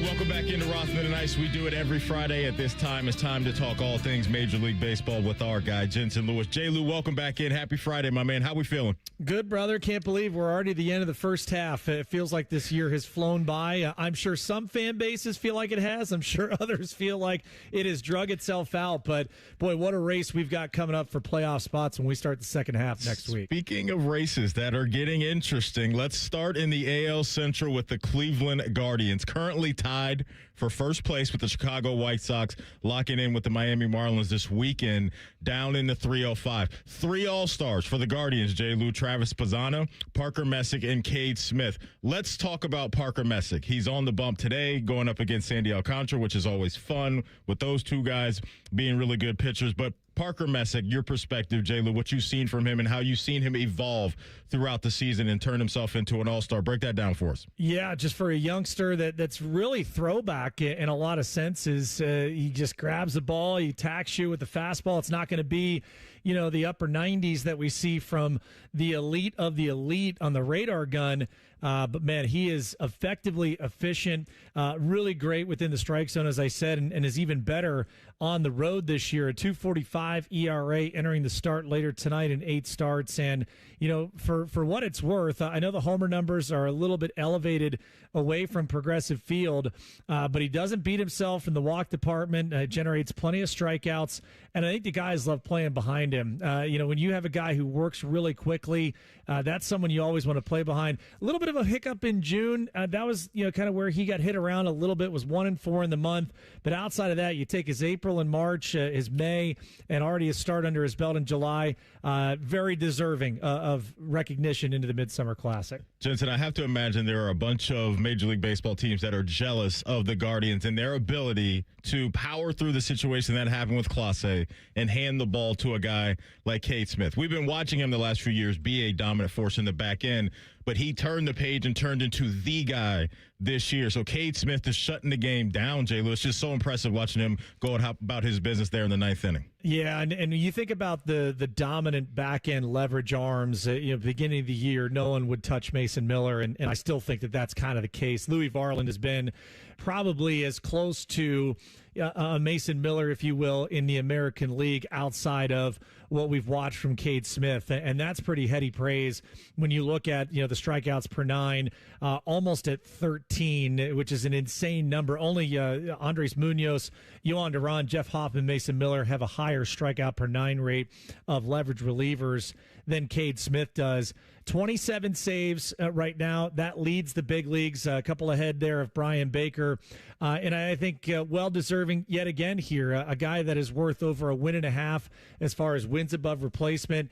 Just one of those commodities you never take for granted. And as you said, it feels like as seamless a transition from a setup leverage spot to the closer's role. And all great bullpens are built from the back to the front. Hard to find a better guy in the American League this year than Cade Smith. Throwing some chin music with the one and only Jensen Lewis right here on the Fan. Jayla, let's talk about the Reds. Not much to write home about in the basement of the NL Central right now, but a couple bright spots, right, in the young fellows and Chase Burns and Sal Stewart. We talked about the Guardians All-Stars. You've got Sal Stewart, Chase Burns, these guys involved in that as well. And so those are the only things that get me excited, really, outside of Ellie, are these two guys on a every fifth day basis with Chase Burns and an everyday basis with Sal Stewart. But these guys, J. Lou, have figured it out, and they're starting to become consistent players. Yeah, they really are. And I'll tell you, the evolution of Chase Burns here right before our eyes is about as scintillating as it gets. You go 11-1 with a 2.54 ERA in your first 18 starts, and you've got 9 quality starts amongst that. I mean, there are probably a couple of positions there where he could have been in double digits in that category.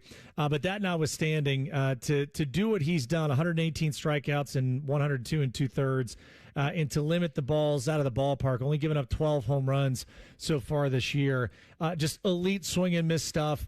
Has been an absolute joy to watch. And the same can be said, for Sal Stewart. I mean, you look at amongst qualified rookies, and, always something that we talk about with youngsters and getting their feet wet.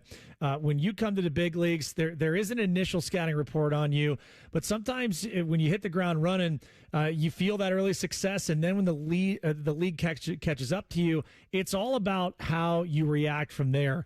I think he has taken it in stride. You look at just the National League in of itself, and J.J. Weatherholt has had an incredible season for St. Louis, well deserving of recognition.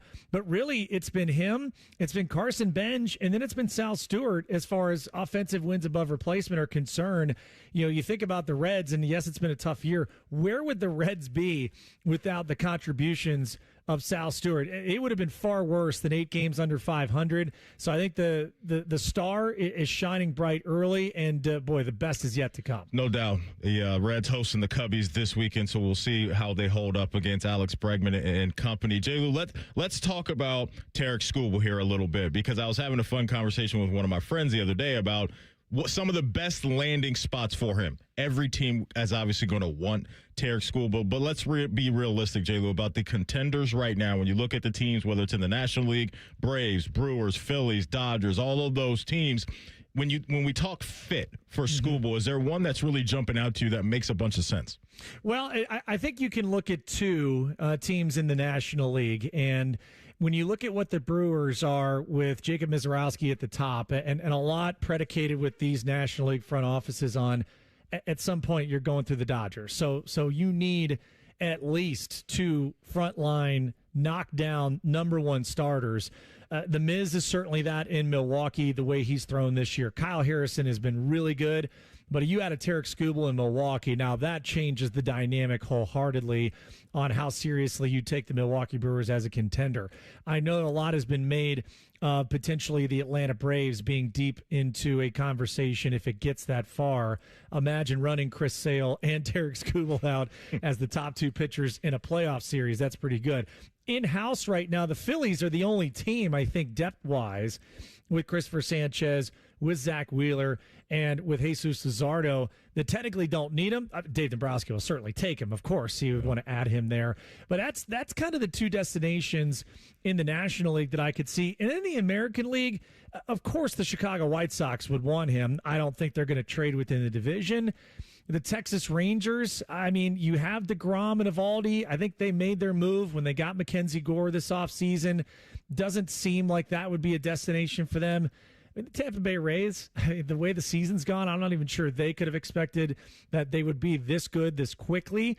So I would say if you're going to trade him, then maybe the prospect packages that Milwaukee could provide, the other Major League ready talent that Atlanta might, those 2 fit-wise, Matt, to kind of answer your question, that feels like the best fit and maybe two of the more realistic destinations that he could be. All right, so we've got the Home Run Derby coming up on Monday night. It looks like 6 guys have committed to that so far. Junior Caminero, Ben Rice, Jack Caglione, Wilson Contreras, Jordan Walker, and Bryce Harper. J-Lou, this is in Philly, I believe, correct? Yep, so it's in Philly, right there in Bryce Harper's backyard. How much of an advantage will that give him, and is he your favorite because of that? Wow. I mean, first of all, it's what theater that's going to be, and I'll keep my fingers crossed that maybe we get one of the final 2 spots for his teammate Kyle Schwarber. I mean, it would only be fitting, right, to get those 2 lefties slugging it out at Citizens Bank Park. I wouldn't be surprised from a tape measure standpoint if Jack Caglione and Junior Caminero, the 2 guys going for longest home run. And Matty, I got to be honest, thrilled that Major League Baseball did the right thing, got rid of the shot clock, if you will. So now we're not watching half the screen of how many homers trying to track ball. We get to see the majesty of these balls just sending those things into orbit. So depending on how it fills out, I would say the left-handed the left-handed bats are certainly going to have a little more of an advantage with the porch there in right field and right center. But boy, the pressure I think would be mounting on either Harper and or Schwarber if he does it. But those are 2 of the best showmen, and in your own backyard, boy, it'd be tough to go against those guys. We'll get you out of here on this one. Yankees 4 back of the Tampa Bay Rays, slipping and sliding a little bit right here. Losing 3 and 7 over their last 10. What's the word on the street with Aaron Judge? He's been out of sight, out of mind, and it seems very hush-hush.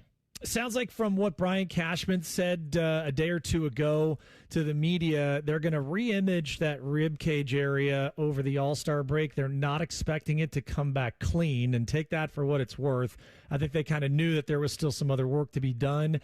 So I think they're trying to get as clear a picture as they can, knowing the trade deadline at August 3rd is going to come quite quickly. So they're trying to balance not only what an expected remaining rehab timetable could be for Judge, and then knowing that's likely way past the trade deadline, what other assets would they need to acquire in case it is an even lengthier stay on the injury list? They just found out Giancarlo Stanton has a new injury on the same injured calf that he was already on the injured list before for. So, I mean, the hits keep on coming for them. They need a little bit of help, not only there, but once they get healthy in that rotation, you get Max Fried back.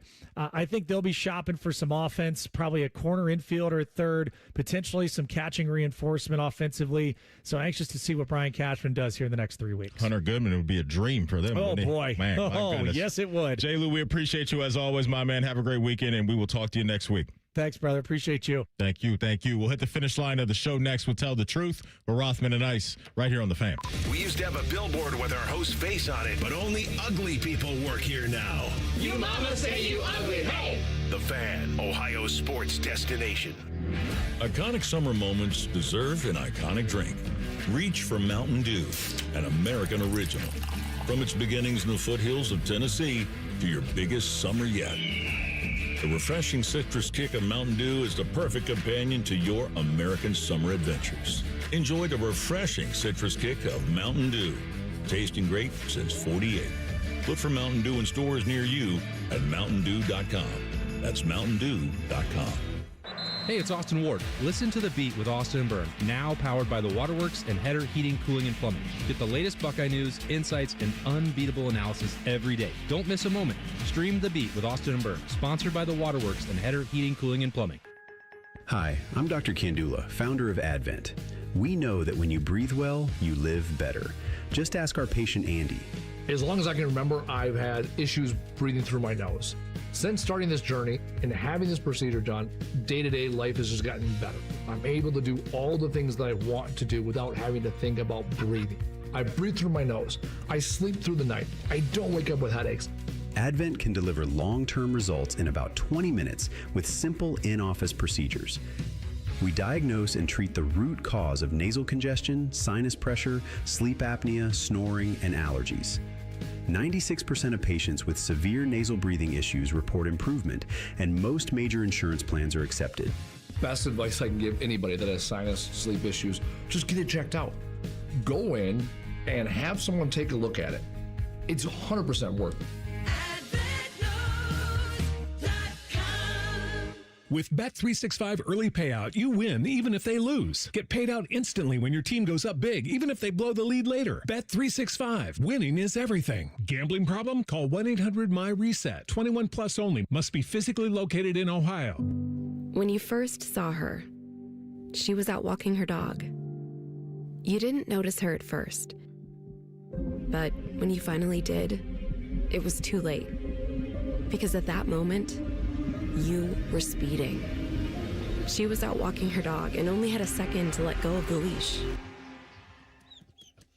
Your foot was on the gas, and her life was on the line. Speeding catches up with you.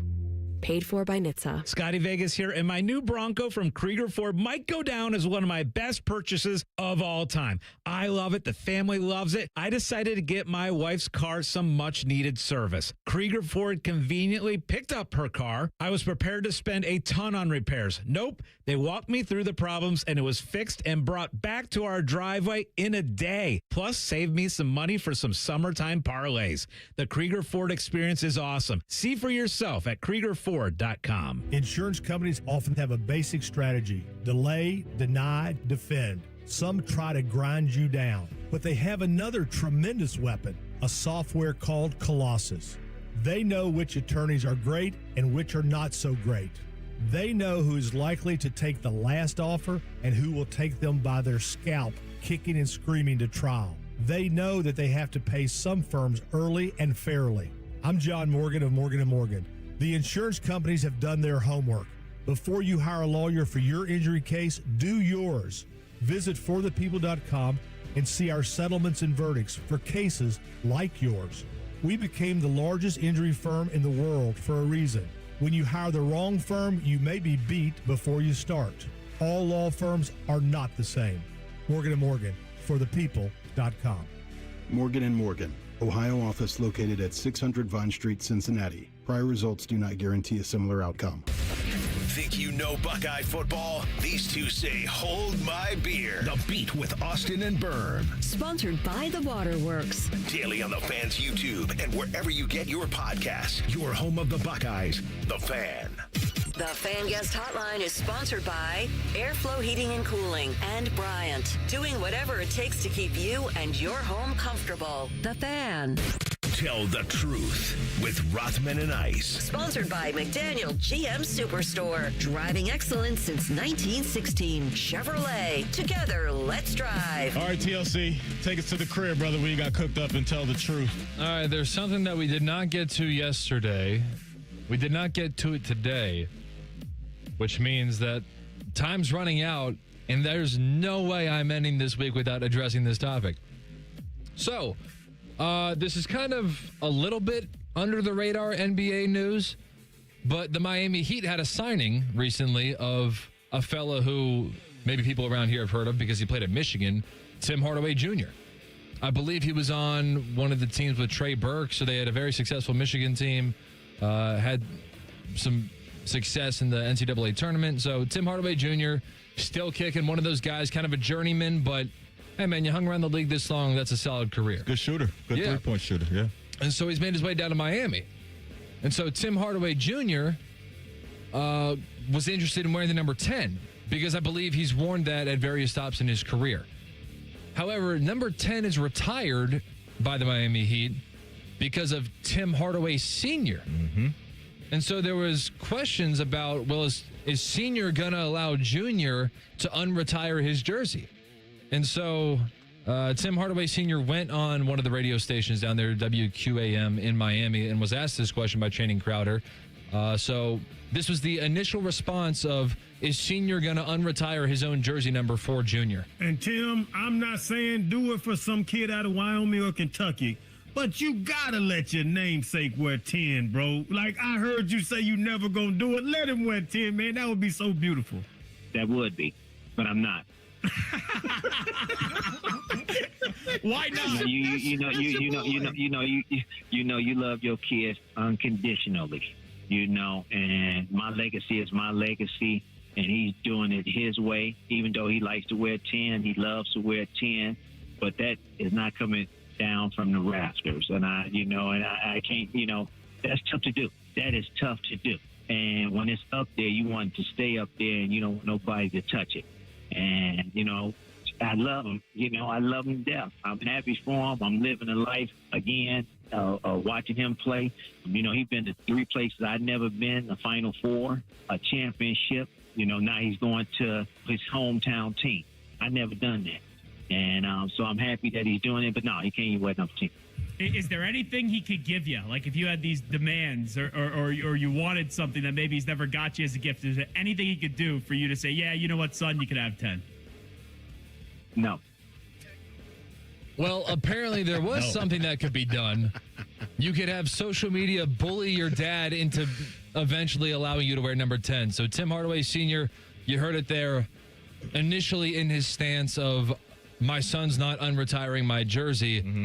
And then I guess the pressures of social media can not only get to the youth, but they can also get to some generations above them, because Tim Hardaway Sr. has since relinquished that take.